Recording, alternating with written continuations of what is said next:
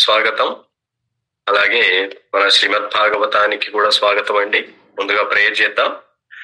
ఓం అజ్ఞానతిమిరాంధస్య జ్ఞానాంజనశలాకయా చక్షురున్మిలితం యేన తస్మై శ్రీ గురవే నమః. శ్రీచైతన్యమనోభీష్టం స్థాపితం యేన భూతలే స్వయం రూపా కదా మह्यं దదాతి స్వపదాంతికం. వందేహం శ్రీగురో శ్రీయుతాపదకమలం శ్రీగురూన్ వైష్ణవాంశ్చ. శ్రీరూపం సాగ్రజాతం సహగణా రఘునాథాన్వితం తం సజీవం సాద్వైతం సావధూతం పరిజన సహితం కృష్ణ చైతన్యదేవం శ్రీరాధా కృష్ణ పాదాన్ సహగణా లలితా శ్రీ విశాఖాన్వితాంశ్చ. హే కృష్ణ కరుణా సింధో దీనబంధో జగత్పతే గోపేశ గోపికా కాంత రాధా కాంత నమోస్తుతే. తప్త కాంచన గౌరాంగీ రాధే బృందావనేశ్వరి వృషభానుసుతే దేవి ప్రణమామి హరిప్రియే. వాంఛాకల్పతరుభ్యశ్చ కృపా సింధుభ్య ఏవ చ పతితానాం పావనేభ్యో వైష్ణవేభ్యో నమో నమః. నమో విష్ణుపాదాయ కృష్ణప్రేష్ఠాయ భూతలే శ్రీమతే భక్తివేదాంత స్వామిన్నితి నామినే. నమస్తే సారస్వతి దేవి గౌరవాణి ప్రచారిణే నిర్విశేష శూన్యవాది పాశ్చాత్య దేశతారిణే. జై శ్రీ కృష్ణ చైతన్య ప్రభో నిత్యానంద శ్రీ అద్వైత గదాధార శ్రీవాసాది గౌర భక్త వృంద. హరే కృష్ణ కృష్ణ కృష్ణ హరే హరే హరే రామ రామ రామ హరే హరే. నారాయణం నమస్కృత్య నరం చైవ నరోత్తమం దేవీం సరస్వతీం వ్యాసం తతో జయం ఉదీరయేత్. నష్టప్రాయేషు అభద్రేషు నిత్యం భాగవత సేవయా భగవతీ ఉత్తమ శ్లోకే భక్తిర్భవతి నైష్టికీ. కృష్ణాయ వాసుదేవాయ దేవకీ నందనాయ చ నందగోపకుమారాయ గోవిందాయ నమో నమః. ఓం నమో భగవతే వాసుదేవాయ. ఓం నమో భగవతే వాసుదేవాయ. ఓం నమో భగవతే వాసుదేవాయ. జై జగన్నాథ్. హరే కృష్ణ అండి భక్తులందరికీ మళ్ళొకసారి శ్రీకృష్ణ కథామృతానికి మరియు మన భాగవత క్లాస్ కి స్వాగతం అండి.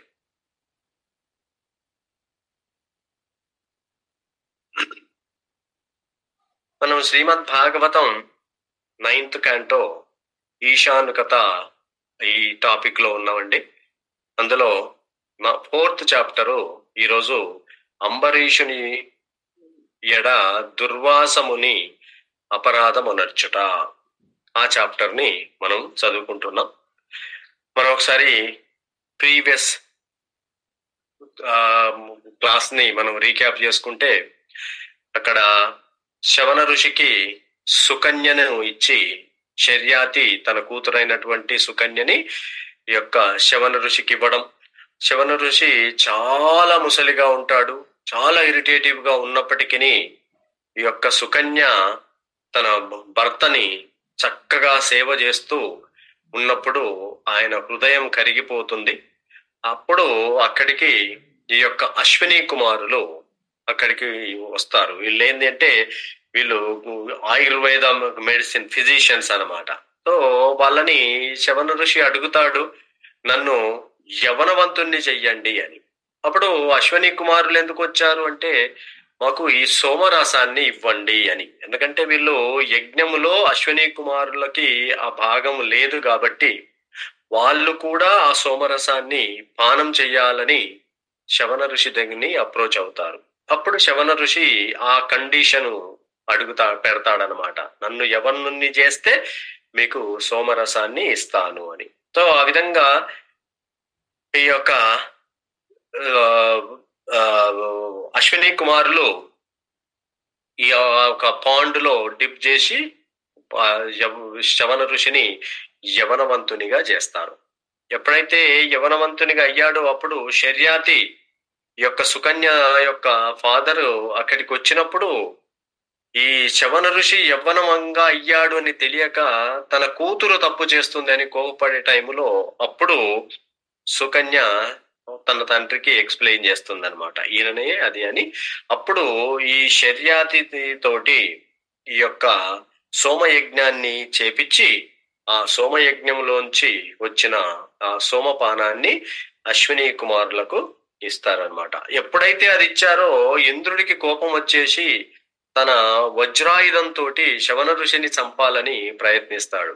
కానీ ఈ యొక్క శవన ఋషి తన శక్తితోటి ఇంద్రుడి యొక్క చేతులని పారాలసిస్ వచ్చేటట్టుగా కదలకుండా చేస్తాడనమాట. సో ఆ విధంగా ఫైనల్ గా దేవతలు కూడా ఈ యొక్క అశ్విని కుమారులని సోమరసాన్ని తాగేలా వాళ్ళు పర్మిషన్ ఇచ్చారనమాట.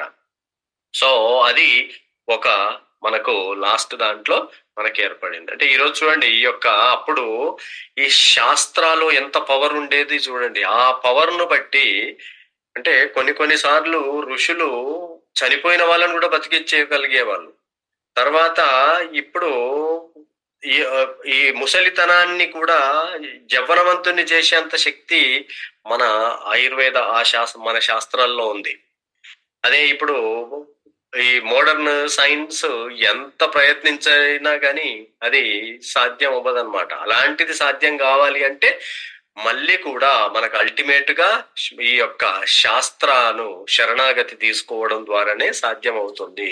లేకపోతే ఇవన్నీ వృధా ప్రయాసే అవుతాయి కదా, అది మనకు తెలుస్తుందన్నమాట. ఇంకా చివరిగా ఎండ్ ఆఫ్ ద చాప్టర్ లో ఈ కకుద్ని తన కూతుర్ను తీసుకొని బ్రహ్మదేవుడికి దగ్గరికి వెళ్ళినప్పుడు ఇక్కడ కింద ఈ భూలోకంలో దాదాపుగా 27 ఈ యొక్క యుగ సైకిల్స్ గడిచిపోయాయి. సో ఈ రేవతి, ఈ కకుద్ని యొక్క కూతురు రేవతిని తీసుకొని పోయాడు కదా. సో ఎందుకు పోయాడు అంటే బ్రహ్మకు చెప్తాడనమాట, నా కూతురికి సూటబుల్ తగినటువంటి వరుని కోసం వచ్చాను అంటే అప్పుడు బ్రహ్మ 27 యుగ సైకిల్స్ ఆల్రెడీ గడిచిపోయినాయి కాబట్టి ఇప్పుడు నువ్వు నీ కూతురిని బలరాముడికి ఇవ్వు అని చెప్తాడు. సో అది మనకు లాస్ట్ 3 చాప్టర్స్ లో మనకు సమ్మరీ అండి. ఇది 4th చాప్టర్ లో ఈ రోజు మనము ఈ అంబరీషుడు యొక్క గొప్పతనము, తర్వాత ఆ దుర్వాస ఋషి అంబరీషుడి పట్ల ఏ విధంగా అపరాధము నడిచిండో తెలుసుకుంటాం అన్నమాట. సో ఈ 4th చాప్టరు ఎలా మొదలవుతుంది అంటే మనకి ఈ యొక్క వైవస్వతము మను యొక్క ఇంకొక కుమారుడు నభగుడు. సో ఆ నభగుడు వంశం గురించి ఇక్కడ చెప్తున్నాడనమాట. నభగుని తనయుడగు నాభాగుడు చిరకాలము గురువు చెంతనే నివసించెను. అందువలన అతడు గృహస్థాశ్రమమును స్వీకరింపడనియు వెనుకకు రాడనియు తలిచిన వారై సోదరులు అతనికి భాగమును ఏర్పరచకయే పితృధనమును పంచుకొనిరి.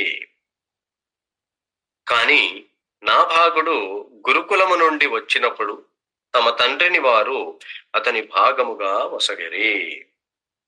మనకు మామూలుగా 2 రకాలైనటువంటి బ్రహ్మచారులు ఉంటారన్నమాట. ఒకరు గురువు దగ్గర ఆ విద్య కోసము విద్యను చేస్తున్నప్పుడు పఠనం వేద పఠనము చేస్తూ ఈ యొక్క ఆశ్రమాల్లో గురుకులల్లో ఉంటారు కదా. ఆ సమయం అంతా కూడా ఈ బ్రహ్మచర్యాన్ని పాటిస్తూ ఉంటారన్నమాట. సో ఈ బ్రహ్మచర్యాన్ని పాటిస్తున్న అది ఒక రకమైన వాళ్ళు. తర్వాత ఆ విద్య అయిపోయిన తర్వాత మళ్ళీ గృహస్థలోకి ఎంటర్ అవుతారు. ఇంకొకరు ఏంది అంటే ఇక కంప్లీట్ గా బ్రహ్మచర్యంలోనే ఉంటూ చివరగా సన్యాసం తీసుకునే వాళ్ళు ఇంకొక రకం అన్నమాట. సో ఇక్కడ ఎప్పుడైతే ఈ నాభాగుడు ఇల్లు విడిచి ఈ ఆశ్రమాలకు బ్రహ్మచర్యంలో ఉన్నాడు కదా, ఇంకా మిగతా నభగుడి యొక్క మిగతా పిల్లలు ఏమనుకున్నారు అంటే ఇంకా ఈ నాభాగుడు రాడు అని వాళ్లకు మధ్యలోనే ఆస్తినంతని రాజ్యాన్ని పనిచేసుకున్నారు. పనిచేసుకొని వాళ్ళు పరిపాలిస్తున్నారు. కానీ నాభాగుడు చివరికి బ్యాక్ వచ్చాడు. బ్యాక్ వచ్చినప్పుడు అప్పుడు వాళ్ళు కొంచెం కన్నింగ్ గా ఉన్నారు కదా, అందుకని ఏం చెప్పారంటే నీ వాట కింద తండ్రిని తీసుకో అని చెప్పేశారనమాట. అది ఇక్కడ చెప్తున్నాడు, సోదరులారా మన తండ్రి ఆస్తిలో భాగముగా మీరు నాకేమి ఉసగిరి అని నాభాగుడు అడిగినప్పుడు మన తండ్రినే నీకు భాగముగా ఉంచితిమి అను సోదరులు సమాధానమిచ్చిరి.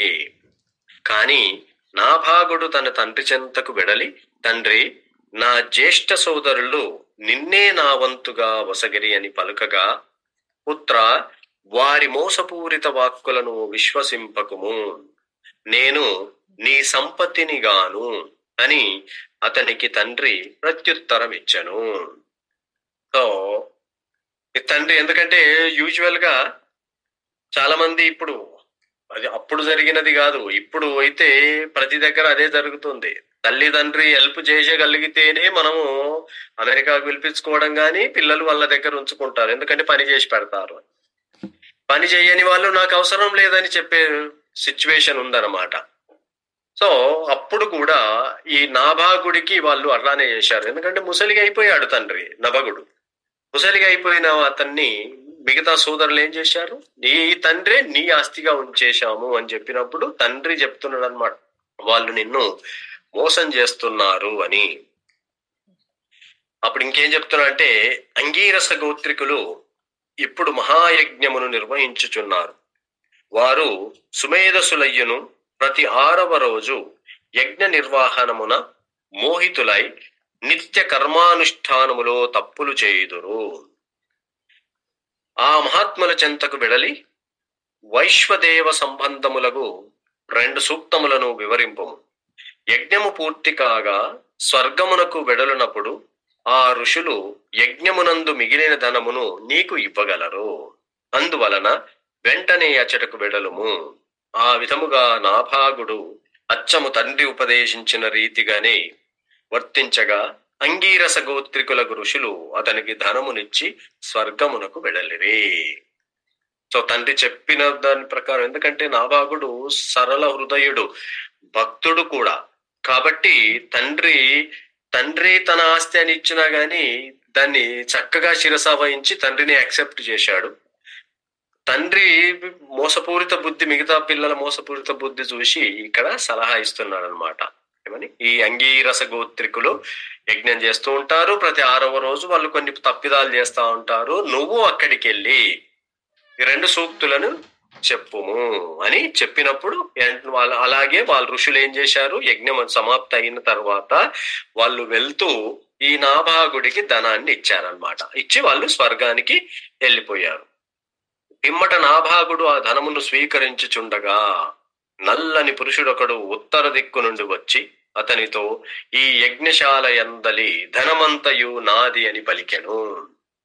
అప్పుడు నాభాగుడు అతనితో, ఈ ధనమంతయు నాది, ఋషులు నా కొసగిరి అని పలకగా ఆ నల్లని వ్యక్తి, నీ తండ్రి చెంతకు వెడలి ఈ వివాదమును పరిష్కరించదము అని ప్రత్యుత్తరం ఇచ్చను. దాని ప్రకారము నాభాగుడు తన తండ్రిని విచారించను. ఈ నల్లని వ్యక్తి శివుడు ఈ యొక్క నాభాగుడి యొక్క భక్తిని, నాభాగుడి యొక్క శ్రద్ధని పరీక్షించడానికి ఈ నల్లటి వ్యక్తి రూపంలో వచ్చి ఆ ధనం నాది అంటున్నాడు, నాభాగుడు నాది అంటున్నాడు.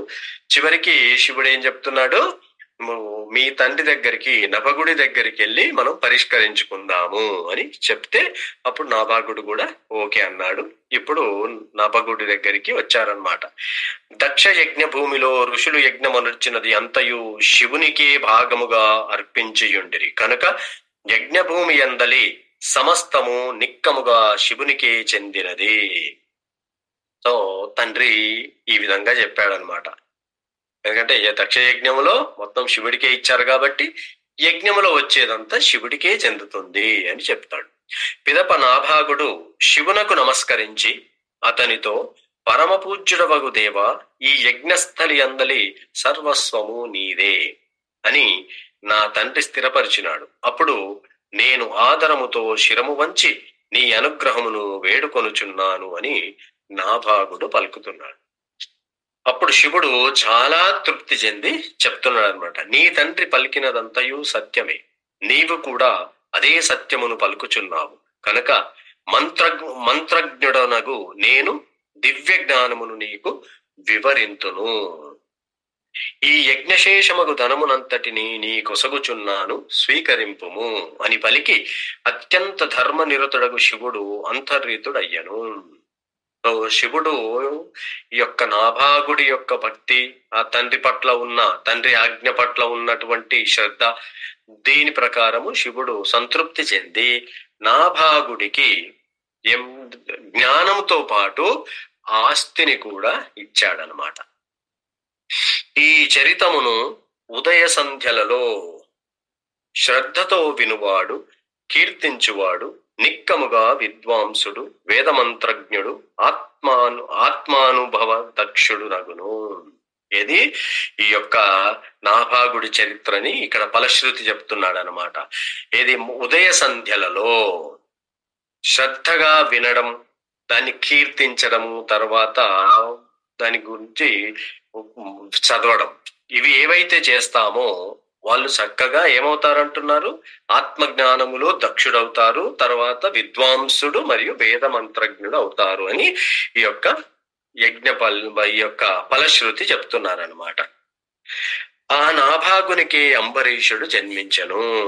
అంత స్టోరీ ఎందుకు చెప్తున్నారు అంటే ఈ యొక్క అంబరీషుడి యొక్క వంశాన్ని ఇక్కడ చెప్తూ వస్తున్నారనమాట.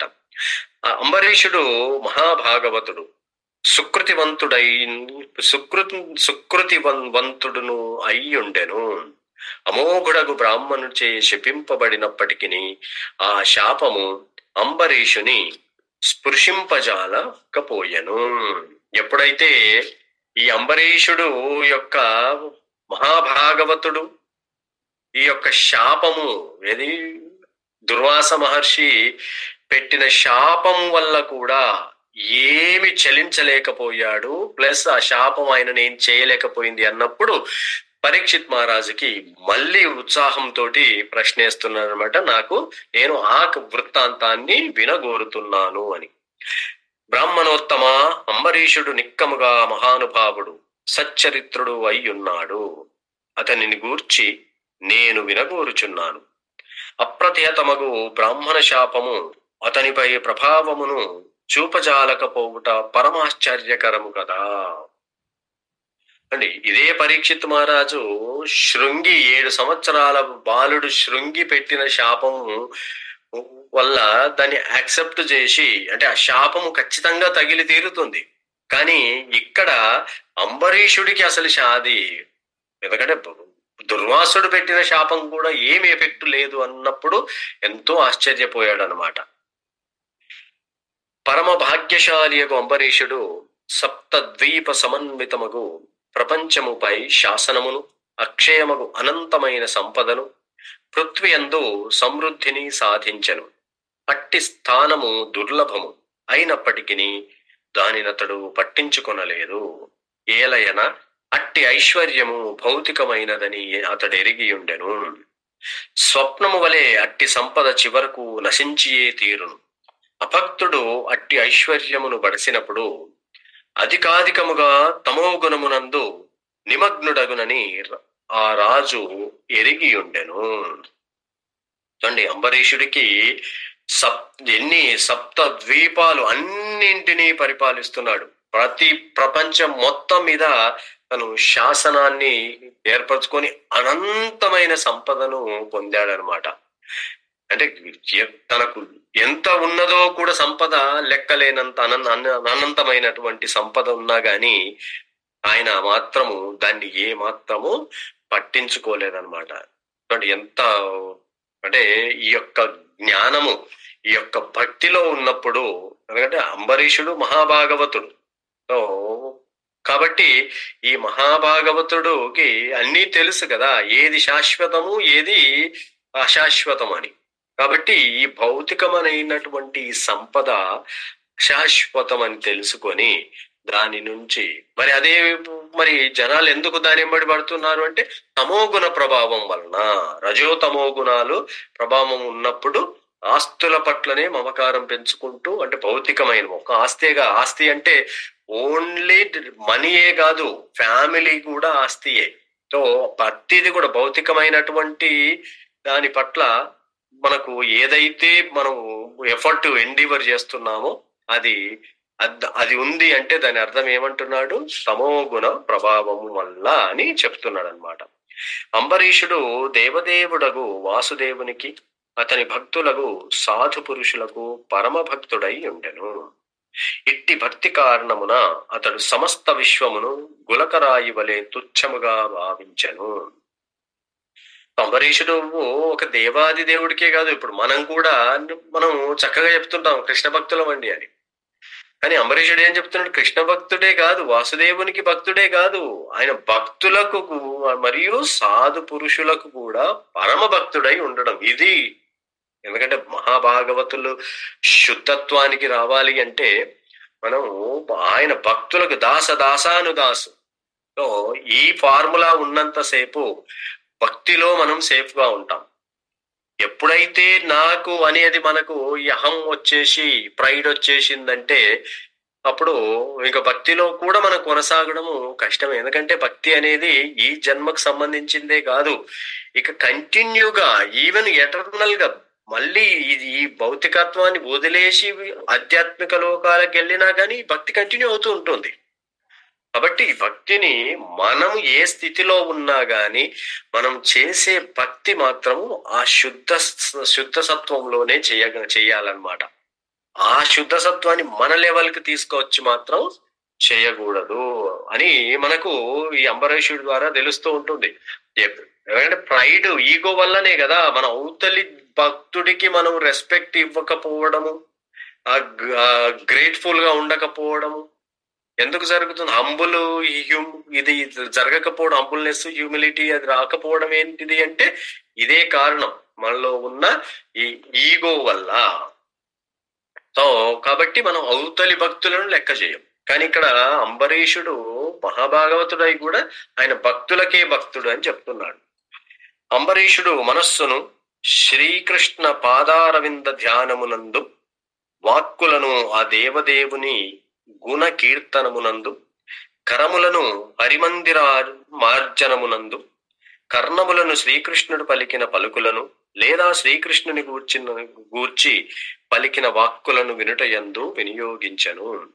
ఆ భాగవతుడు నేత్రములను శ్రీకృష్ణుని అర్చామూర్తిని, శ్రీకృష్ణ మందిరములను, మధుర బృందావనం వంటి శ్రీకృష్ణ స్థానములను దర్శించుటయందు నెలకొల్పెను. అతడు స్పర్శను కృష్ణ భక్తులను స్పృశించుటయందు, ఘ్రాణమును భగవదర్పితమగు తులసి దళములను ఆఘ్రానించుటయందు, రసనమును భగవత్ ప్రసాదమును ఆస్వాదించుటయందు, పాదములను హరిమందిర క్షేత్ర పర్యటనమునందు, శిరమును శ్రీహరిచంత మ్రొక్కుటయందు, కోరికలను ఋషికేశుని సేవయందు 24 గంటలు నిలిపెను. నిజమునకు స్వీయేంద్రియ భోగమునకు అతడేదియును కోరలేదు. సర్వేంద్రియములను అతడు భగవత్ సంబంధమగు కార్యములలో నిలిపి భక్తి యోగమున నెలకొనెను. కృష్ణానురక్తిని పెంపొందించుకొని భౌతిక వాంఛల నుండి పూర్తిగా బయటపడుటకు ఇది ఏ మార్గము. మనమందరం కూడా ఏదో ఒక రోజు ఈ జన్మలో కాకపోతే ఇంకే జన్మలోనైనా ఈ స్థితికి రాగలగాలన్నమాట. ఎందుకంటే ఏ మాత్రం భౌతికత్వం ఉన్నా గాని అది మనకు ఇక్కడే ఉంచేస్తుంది అనమాట.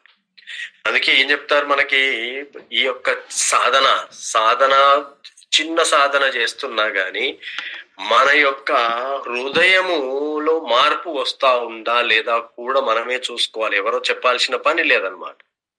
అది జరగట్లేదు అంటే మనం యొక్క సాధనలో మనం ఎక్కడో లోపాలు చేస్తున్నామని మనమే కనుక్కొని రెక్టిఫై చేసుకుంటూ మనం ఇంకా శుద్ధిగా చేయడం మొదలు పెట్టేస్తే అప్పుడు భౌతికం పట్ల మనకు ఆసక్తి తగ్గి ఇంకా మన యొక్క ప్రతి సెన్సెస్ ని కూడా ఎంత టైము భగవత్ సేవలో భక్తుల యొక్క సాంగత్యంలో ఉండాలని తపిస్తున్నామో దాన్ని బట్టి మన ప్రోగ్రెస్ ఆధారపడి ఉంటున్నాం. ఇప్పుడు భక్తులు కలిసి ఇంకో భక్తుడి గురించి చెడుగా మాట్లాడుకున్నాం అనుకోండి, అది భక్తి కాదు, అది సాంగత్యము కాదు, అది చెడు సాంగత్యమే అవుతుంది.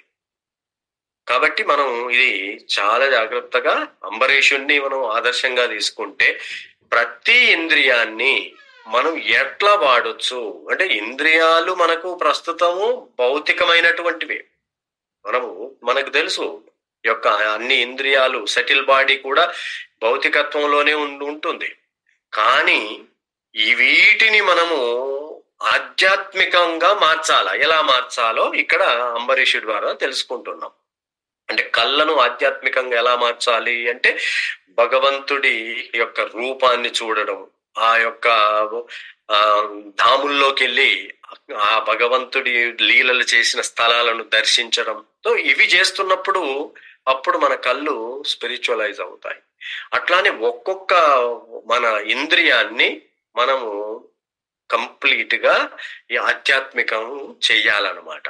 సో మనకు భగవద్గీతలో కూడా కృష్ణ చెప్తాడు కదా, బ్రహ్మార్పణం బ్రహ్మ హవిస్ బ్రహ్మగ్నో బ్రహ్మణాహుతం. సో అంటే కంప్లీట్ గా భక్తి అనేది 11వది కాదు, మనం చేస్తున్న 10 దాంట్లలోనే 10ని చేస్తున్న పనిని స్పిరిచువలైజ్ చేయడమే భక్తి. అది భగవంతుని ప్రీతి కోసము ఈ అంబరీషుడు ఎలా చేశాడో అలా చేస్తున్నప్పుడు మనం భౌతిక వాంఛల నుండి పూర్తిగా బయటపడగలము. సో ఇవి నాకు తెలిసినంత వరకు ఇవి మనం చార్ట్ రాసుకోవాలేము.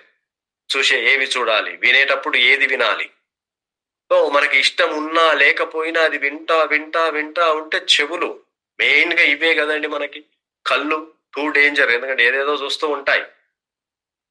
ఏదో పని చేస్తూ ఏదో చూడగానే అట్రాక్ట్ అయిపోతాం.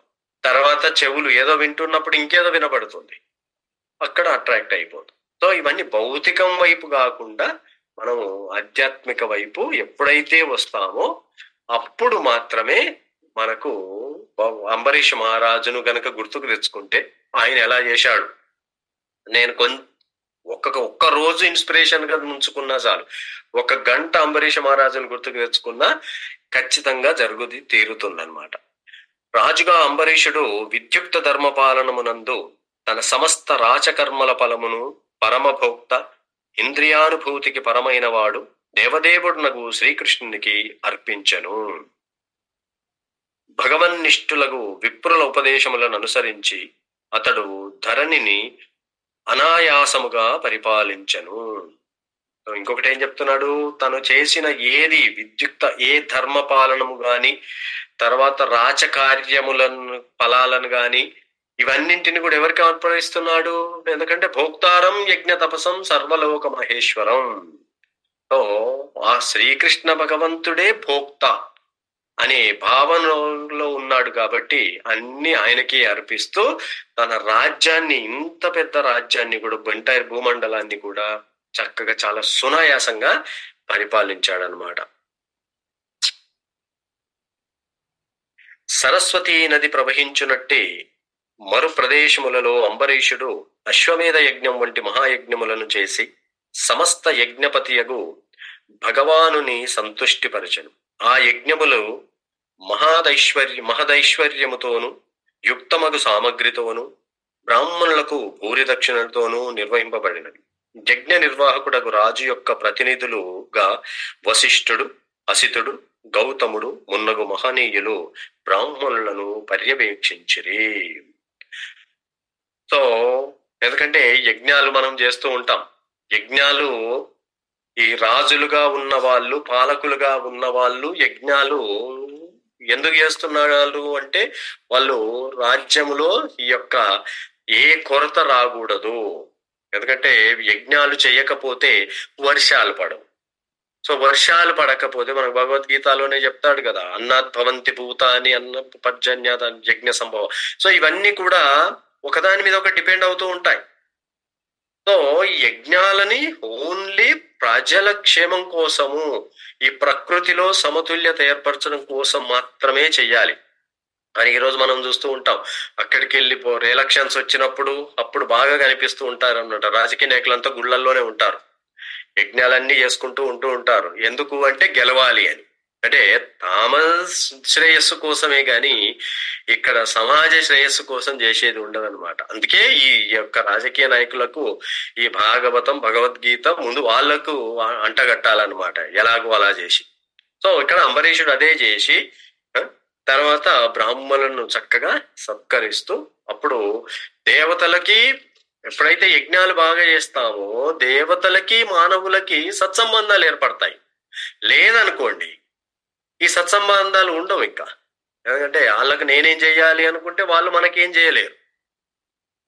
అందుకే యజ్ఞాన్ని శ్రీకృష్ణ భగవంతుడు స్వతహాగా చెప్తాడు, మనకు యజ్ఞాన్ని నేనే క్రియేట్ చేసిన, మనుషులు దేవతలతో పాటు యజ్ఞం, ఇది సత్సంబాలు ఏర్పడడం కోసం.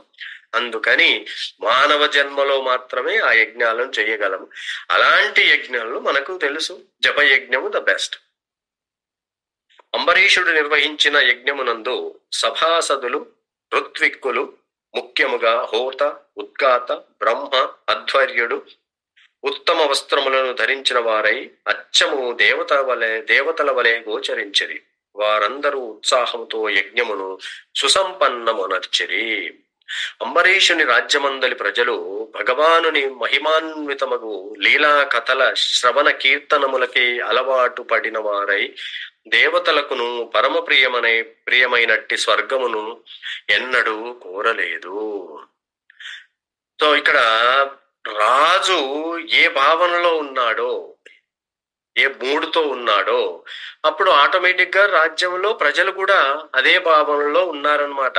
ఏమైనా గాని వాళ్ళు వీలైనంత వరకు కృష్ణ లీలలను వినడానికి, శ్రవణం చేయడానికి మాత్రమే అలవాటు పడిపోయి ఉన్నారు. అట్లాగే ఒక తల్లి తండ్రులు కూడా, తల్లి తండ్రి స్పెషల్లీ తండ్రి యొక్క ధర్మం కూడా ఏంటిది, ఇది కుటుంబాన్ని మొత్తము దీని వైపు తీసుకెళ్ళాలి. పిల్లలకి ఏమి నేర్పాలి, ఈ యొక్క సంసారములోంచి బయటపడడాన్ని నేర్పకపోతే నిజానికి కూడా పిల్లల్ని కనకూడదు అనే చెప్తుంది మనకు శాస్త్ర కూడా. కాబట్టి ఆ యొక్క జ్ఞానాన్ని ఖచ్చితంగా ఇచ్చి తీరాలన్నమాట. సో తల్లిదండ్రి చేస్తున్నారు అనుకోండి, ఆటోమేటిక్ గా పిల్లలు కూడా బీడ్ బ్యాగ్ పట్టుకుంటారు. ఇక తల్లిదండ్రి ఏదో పెట్టుకుంటే పిల్లలు కూడా వాళ్ళకి నచ్చింది వాళ్ళు పెట్టుకుంటారు.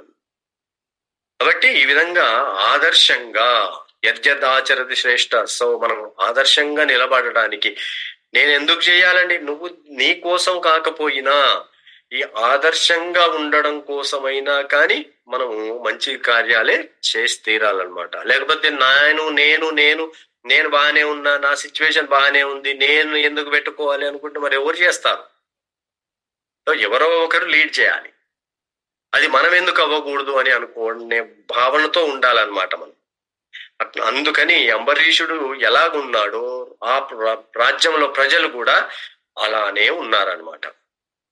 భగవత్ సేవ అనడి దివ్య సౌఖ్యముచే పరిపూర్ణులైన వారు మహాయోగులు సాధించడి సిద్ధుల యందును అభిరుచిని కలిగి ఉండరు. ఏలయనగా శ్రీకృష్ణుని హృదయమున సదా తలపోయినట్టి భక్తుడు అనుభవించడి దివ్యానందమును అట్టి సిద్ధులు వర్ధిల్ల చేయజాలవు. ఎందుకు ఇది చెయ్యాలి అంటే ఇందుకు అనమాట. ఎప్పుడైతే ఈ భగవంత్ సేవ అనేది దివ్యమైన సౌఖ్యాన్ని ఇస్తుంది, సో ట్రాన్సెండెంటల్ బ్లెస్. సో దివ్య సౌఖ్యాన్ని ఇస్తుందన్నమాట. మనకు మామూలుగా భౌతికమైనటువంటి సౌఖ్యం ఎలా ఉంటుంది? కాసేపు బాగుంటుంది. మనకి ఏదైతే కావాలో అది వచ్చిందన్న లోపే మంచి పెద్ద కారు కొనాలని ఎప్పటి నుంచో తపస్సు చేస్తా ఉంటాము. మంచి ఇల్లు కావాలని. మనం ఇల్లు కొన్నామో లేదో అవతలి వాడు మనకంటే ఓ 4 అప్గ్రేడ్లు ఎక్కువ పెట్టి ఉంటాడు. మనకంటే బెటర్ కారు కొంటాడు, బెటర్ వర్షన్ది. అప్పుడు హార్ట్ బ్రేక్ అయిపోతుంది అనమాట. మళ్ళీ ఇది భౌతికత్వంలో ఉండే సిచ్యువేషన్. అదే ఆధ్యాత్మికతలు భగవంతుడి సేవలో ఉంటే, మన ఇంద్రియాలను ఆయన సేవలో పెట్టినప్పుడు ఖచ్చితంగా మనకు దివ్య సౌఖ్యం వస్తుంది. ఎప్పుడైతే దివ్య సౌఖ్యం వచ్చిందో ఇంకా ఏది సిద్ధులు పొందేది సిద్ధి కూడా మనకు చాలా చిన్నగా అనిపిస్తుంది అనమాట. అందుకని ఈ సేవ, భక్తులకి భగవంతుడి సేవ అనేది అద్భుతమైన మనకు దివ్య ఆనందాన్ని ఇస్తుంది అని చెప్తున్నాడు అనమాట. భూమండల చక్రవర్తియగు అంబరీషుడు ఈ విధముగా భక్తి యోగమును నెలకొనిన వాడై తీవ్రమగు తపమును నొనరించను.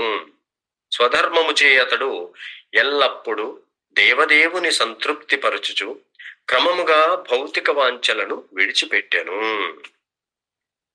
సో ఈ భక్తి అనేదే కఠినమైన తపస్సు. సో ఇంకా ఈయన భక్తి యోగాన చాలా స్ట్రాంగ్ గా ఉన్నాడు కదా, 24 గంటలు దాంట్లోనే ఉన్నాడు కాబట్టి తీవ్రమైన తపస్సు. ఎస్పెషల్లీ ప్రభుజీలందరూ కూడా, మాతాజీలకు కృష్ణ ఆల్రెడీ బ్లెస్ చేశాడు. చక్కగా శక్తి కొద్దీ తను ప్రేమతో భక్తితో వండి పెడితే చాలు భగవద్ధామానికి వెళ్ళిపోతారు. ఇక ప్రభుజీస్ మాత్రము చాలా తపస్సు, కఠోరమైన తపస్సు చేయాల్సిందే సిన్సియర్ గా. అది ఇక్కడ ఏం చెప్తున్నాడు అంబరీషుడు, ఈవెన్ స్వధర్మం చేత కూడా భగవంతుణ్ణి ప్లీజ్ చేశాడు అన్నమాట, సంతృప్తి చేశాడు. మనకు స్వధర్మం అనగానే అమ్మయ్యా కాసేపైనా భగవంతుని పక్కన పెట్టి నా ధర్మాన్ని నేను చేసుకుంటా, కాదు కాదు, స్వధర్మము కూడా పరధర్మం భగవంతుని ప్లీజ్ చేసేటట్టుగానే ఉండాలి. అప్పుడే భగవంతుడు ప్లీజ్ అవుతాడు. లేకపోతే మనం రెండు మెయింటైన్ చేస్తున్నట్టుగా ఉంటుంది. కాసేపు సాధన చేశా, ఓ క్లాస్ ఇన్నా, తర్వాత కాసేపు పఠనం చేశా, I'm done, rest of the time నాది. అలా ఉండడానికి కూడా వీల్లేదనమాట. అందుకే ఇక్కడ అంబరీషుడు ఏం చేస్తున్నాడు, స్వధర్మము చేత కూడా ఎప్పుడు దేవదేవుణ్ణి సంతృప్తి చేస్తూనే ఉన్నాడు. సో ఇది గోల్ ఉండాలన్నమాట. స్వధర్మంలో కూడా అదే భావనతో మనం ఉండాలి అని మనకు అంబరీషుని ద్వారా మనకు తెలుస్తుంది. అప్పుడు మనకి భౌతికాల పట్ల ఆసక్తి తగ్గిపోతుంది. అంబరీషుడు అట్లానే వదిలిపెట్టాడు. స్వధర్మాన్ని కూడా భగవంతుని ప్రీతి కోసమే చేయడం మొదలు పెట్టాడు అనమాట. గృహ కలాపములయందు, దారాపుత్ర బంధుమిత్రులయందు, ఉత్తమమగు గజములయందు, సుందరమగు రథవాహనములయందు, అశ్వములయందు, అవ్యయమగు రత్నములయందు, వస్త్రాభరణములయందు, అక్షయమగు ధనరాశియందు అంబరీషుడు అనురక్తిని విడిచెను. ఇవన్నీయును నశ్వరములు, భౌతికములని భావించిన వాడై వాని ఎడ అతడు ఆసక్తిని త్యజించను. ఆయనకి ఏమున్నాయో వాటి పట్ల ఆసక్తి తగ్గింది. ఎందుకు తగ్గింది అంటే ఆయన యొక్క రుచి అంతా భగవంతుడి సేవలో ఉండింది అనమాట. అంబరీషుని ఏకాంత భక్తికి మిగుల ప్రసన్నుడైన భగవానుడు శత్రు భీకరమైనది, శత్రువుల నుండి విపత్తుల నుండి భక్తుని రక్షించున్నది అగు సుదర్శన చక్రమును అతనికి ఒసగెను. వావ్, ఇది ఎప్పుడు నేను కూడా విన్నట్టుగా కనపడలేదు. సో సుదర్శన చక్రాన్ని ఆయనకి ఇచ్చేశాడట చూడండి. అంటే భగవంతుడు ఏది అయినా సరే భక్తులకి ఇచ్చేయడానికి మనకు అర్జునుడికి రథసారథి చేశాడు. మనకు గోస్వాములు నువ్వు ఏది నాకు సాల్ట్ పెట్టవా అంటే సాల్ట్ లేదేమో గమ్మున తిను అని కూడా చెప్తున్నారు కదా. అంటే ఎంత ఆధీనంలో ఉంటాడు, భక్తుల ఆధీనంలో ఉండి ఆయన ఎంజాయ్ చేస్తుంటాడు అనమాట. శ్రీకృష్ణుని అర్చించుటకు అంబరీషుడు తనతో సమానముగా యోగ్యురాలు రాణితో కూడి సంవత్సర కాలము ఏకాదశి ద్వాదశి వ్రతమును ఆచరించను. సో మనము ఏకాదశి మామూలుగా ఒక రోజు చేస్తూ ఉంటాము, కానీ ఆయన దాదాపుగా సంవత్సర కాలము ఈ ఏకాదశి ద్వాదశి వ్రతాన్ని చేయడానికి పూనుకున్నాడు అన్నమాట. సంవత్సర కాలము ఆ వ్రతమును ఆచరించిన పిమ్మట కార్తీక మాసమునందు అతడు 3 రాత్రులు ఉపవాసముండి యమునా నదిలో స్నానము చేసిన వాడై మధువనమున దేవదేవుడగు హరిని అర్చించను. ఇదంతా ఎక్కడ చేస్తున్నాడు? ఈ బృందావనం వచ్చాడు, అక్కడ ఈ యొక్క బృందావనంలో 3 రాత్రులు కార్తీక మాసము, అది ఇప్పుడు రాబోయేది కార్తీకమే కదా. సో ఆ కార్తీక మంతులో బృందావనంలో 3 రాత్రులు ఉపవాసం ఉండి యమునలో స్నానం చేసి మధువనంలోకి వెళ్ళి అక్కడ భగవంతుణ్ణి అర్చిస్తున్నాడు అన్నమాట. మహాభిషేక విధిని అనుసరించి అంబరీషుడు సర్వోపచారములతో శ్రీకృష్ణ భగవానుని అర్చామూర్తికి అభిషేక కార్యక్రమం నిర్వహించను. పిమ్మట ఉత్తమ వస్త్రములతోను ఆభరణములతోను సుగంధ పుష్పమాలలతోను ఇతర పూజా ద్రవ్యములతోను ఆ భగవంతుని అలంకరించను. ఆ విధముగా భక్తి శ్రద్ధలతో అతడు శ్రీకృష్ణుని భౌతిక వాంఛారహితులైన మహాభాగులకు బ్రాహ్మణులను అర్చించను.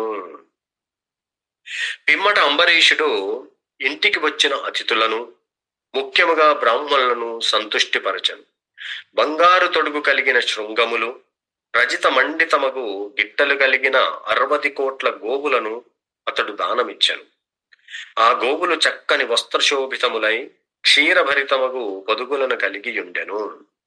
సాధు స్వభావము కలిగినవి, వయస్సులో ఉన్నవి, సుందరములైనవి అగు ఆ వత్సములను గూడియుండెను. గోవులను దానమిచ్చిన పిమ్మట ఆ రాజు బ్రాహ్మణులకు తృప్తిదీరగా భోజనమిడి వారు సంతుష్టులైనంతట వారి అనుమతితో ఏకాదశి పారణమునకు ఉపక్రమించెను. కాని ఇంతలో మహాయోగియగు దుర్వాసముని అతిథి రూపమున రంగ ప్రవేశము చేసెను.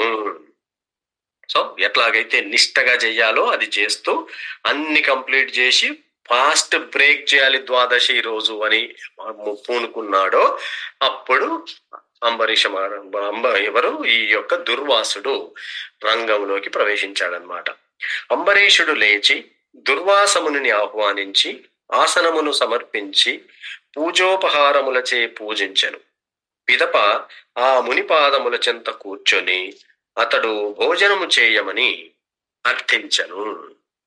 అంబరీషుని అభ్యర్థనను దుర్వాసుడు మహదానందముతో అంగీకరించినను నిత్యానుష్ఠానమును నిర్వహించుటకు యమునా నదికి వెడలను. అచట పవిత్ర జలములలో మునిగిన వాడై అతడు నిరాకార బ్రహ్మమును ధ్యానించెను. ఇంతలో పారణమునకు ద్వాదశి దినమున ఒక్క ముహూర్త కాలమే మిగిలెను. అందువలన వెంటనే పారణము కావించుట తప్పనిసరి అయ్యను. అట్టి సంకట పరిస్థితుల్లో రాజు బ్రాహ్మణులను సంప్రదించెను. బ్రాహ్మణుని ఎడ మర్యాదాతిక్రమము నిక్కముగా గొప్ప అపరాధము.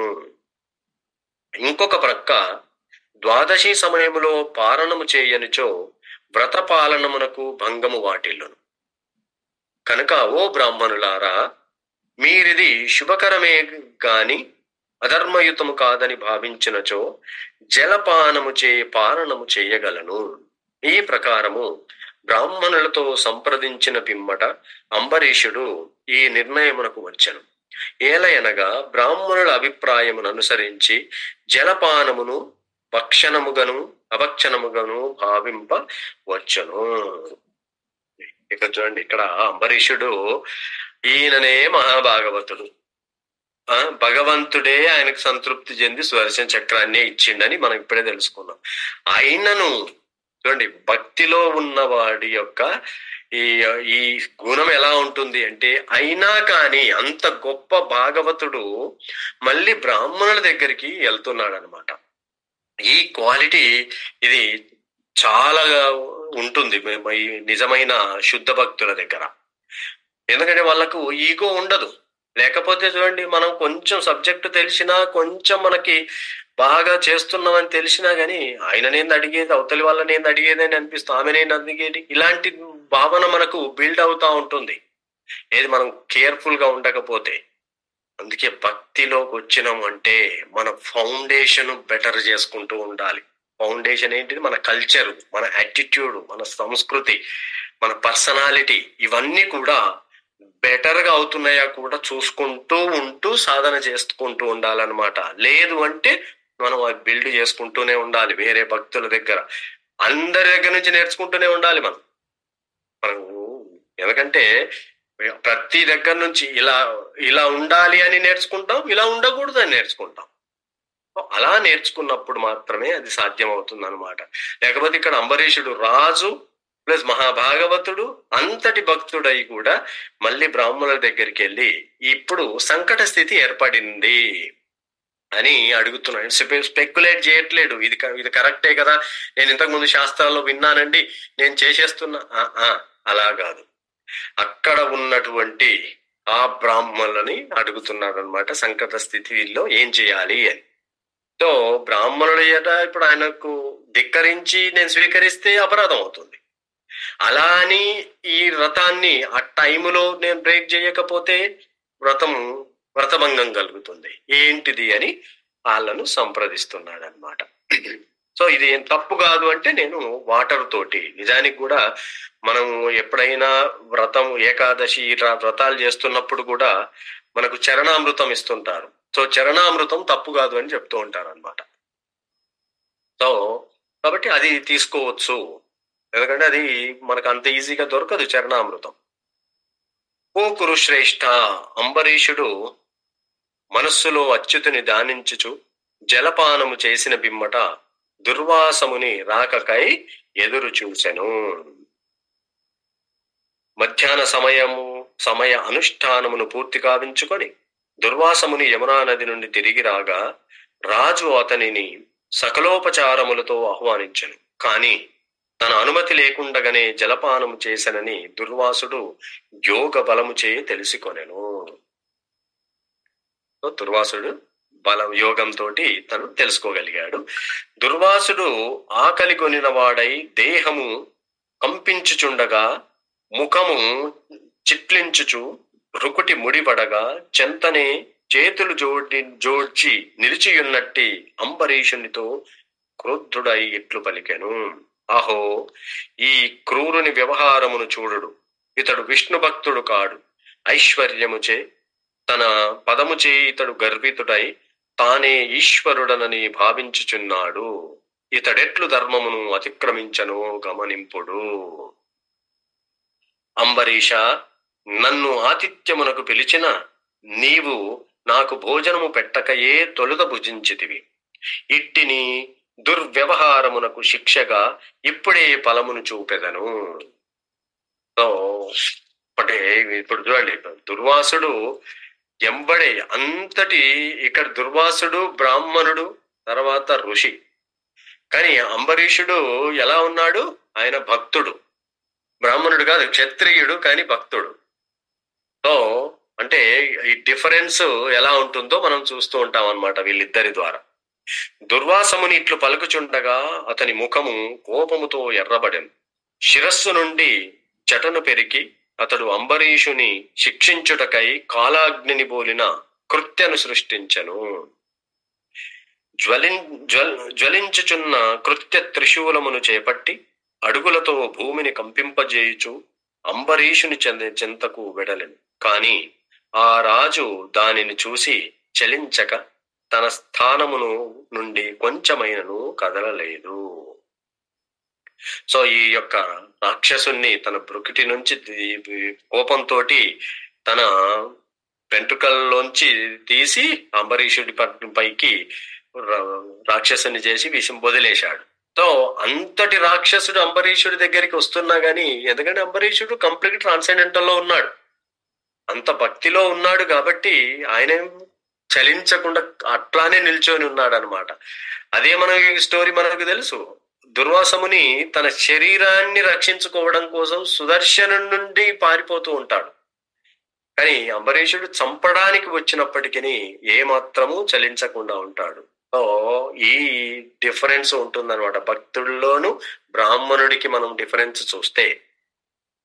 సో ఈ విధంగా మనకు అర్థం అవుతుంది. భక్తుడు తన శరీరానికి కానీ తన దేని పట్ల కూడా తను, ఎందుకంటే భగవంతుడి మీద కంప్లీట్ గా ఆధారపడి ఉన్నప్పుడు జరిగే స్థితి అన్నమాట. దావాగ్ని శీఘ్రమే క్రుద్ధ సర్పమును దహించునట్లుగా భగవంతుని పూర్వాదేశముచే సుదర్శన చక్రము భక్తుని రక్షించుటకై వెంటనే కృత్యను దగ్ధమునర్చను. సో ఇమ్మీడియట్ గా, ఎందుకంటే భగవంతుడు భక్తులకు జరుగుతుంటే ఊరుకోడు. ప్లస్ సుదర్శనుడు కూడా భగవంతుడి భక్తుడు. సో కృష్ణ ప్రమేయం లేకుండానే భక్తుడు వచ్చేసేస్తాడు అనమాట. సో ఒక భక్తుడికి ఏదైనా చెడు జరుగుతున్నప్పుడు ఇంకొక భక్తుడు కూడా ఇలానే ఉంటాడు. అది జరగట్లేదు అంటే మన భక్తిలో ఎక్కడో లోపం ఉండి ఉంటుంది. యూజువల్ గా మనకు భౌతిక ఇప్పుడు ఏం చేస్తూ ఉంటాం, ఆయనకు బాగా అయిందిలే అనే పరిస్థితిలో ఉంటాం అనమాట. ఏది అడ్డు రాకపోగా సపోర్ట్ చేయకపోగా రివర్స్ లో ఏ రకంగా మనం పడేయాలనే భావనలోనే ఉండే పరిస్థితి. అదే శుద్ధ భక్తుల్లో, ఎందుకంటే సుదర్శనుడు చాలా మంచి భక్తుడు కాబట్టి ఇమ్మీడియట్ గా వచ్చేసి ఆ కృత్యని సంవరించేశాడనమాట. తన యత్నము విఫలమగుటయు ఆ సుదర్శన చక్రము తనకు అభిముఖముగా వచ్చుటయు గాంచిన దుర్వాసముని మిక్కిలి భీతిల్లిన వాడై ప్రాణరక్షణార్థము అన్ని దిశల్లో పరుగిడసాగెను. ప్రజ్వరిల్లడి దావాగ్ని శిఖలుగా సర్పమును వెంబడించున్నట్లుగా భగవానుని సుదర్శన చక్రము దుర్వాసముని అనుసరించను. ఆ చక్రము దాదాపుగా తన వెన్నంటియుండుటను గాంచి అతడు సుమేరు పర్వత గుహలో ప్రవేశింపగోరి నేరు వేగముగా పరుగు తీసెను. ఇంకా పరిగెత్తుతూనే ఉన్నాడు. వెనక నుంచి సుదర్శన చక్రము తరుముతూనే ఉంది. అది ఇంకా క్లోజ్ గా దగ్గరికి వస్తా ఉంటే ఇంకా వేగంగా పరిగెత్తి సుమేరు గుహలోకి ప్రవేశింపగోరుతున్నాడు అనమాట. ఆత్మరక్షణార్థము దుర్వాసముని సర్వత్రా అన్ని దిక్కులలో పరిగెడను. ఆకాశము, ధరిత్రి, గుహలు, సముద్రములు, ముల్లోకములు, స్వర్గము మున్నగు ప్రదేశములలో ఎచ్చటకేగినను సుదర్శన చక్రము యొక్క దుస్సహమగు తేజమే తనను వెంబడించున్నట్లు అతడు గాంచెను. భీతి హృదయుడగు దుర్వాసుడు ఆశ్రయమును కోరి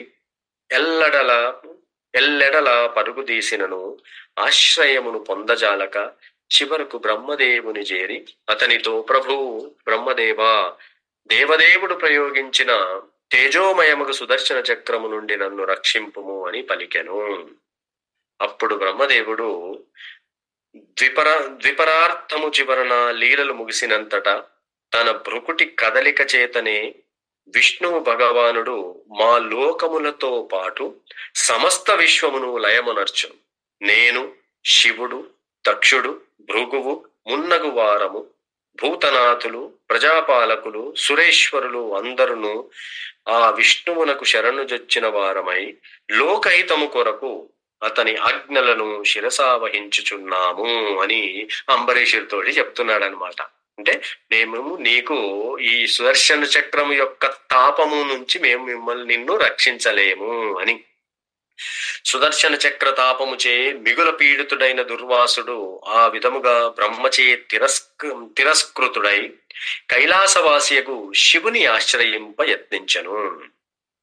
అప్పుడు శివుడు ఏం చెప్తున్నాడంటే, వత్స, గొప్పవారమనడి భావనలో ఈ విశ్వమందే పరిభ్రమించుచుండెడి వారమగు నేను, బ్రహ్మ, ఇతర దేవతలు దేవదేవునిపై ఎట్టి పరాక్రమమును చూపజాలము.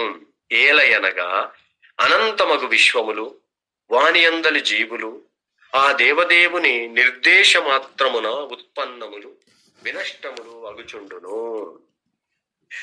నేను, సనత్కుమారుడు, నారదుడు, మహనీయుడగు బ్రహ్మ, కపిలుడు, అపాంతరతముడు అనగా వ్యాసుడు, దేవులుడు, యమరాజు, ఆసురి, మరీచి మున్నగు ఋషులు, ఇతర సిద్ధ పురుషులు, భూత భవిష్యత్ వర్తమానములు నెరిగిన వారే అయినను భగవన్మాయచే ఆవరింపబడిన వారమై ఆ మాయ ఎంత విస్తారమైనదో ఎరుగకున్నాము. ఈ సుదర్శన చక్రము మాకును దుస్సహమే. కనుక నీవు కేవలము విష్ణువునే ఆశ్రయింపుము. ఆ దేవదేవుని చెంతకే వెడలు. దయామయుడగతడు నిశ్చయముగా నీకు శుభమును కలగజేయును.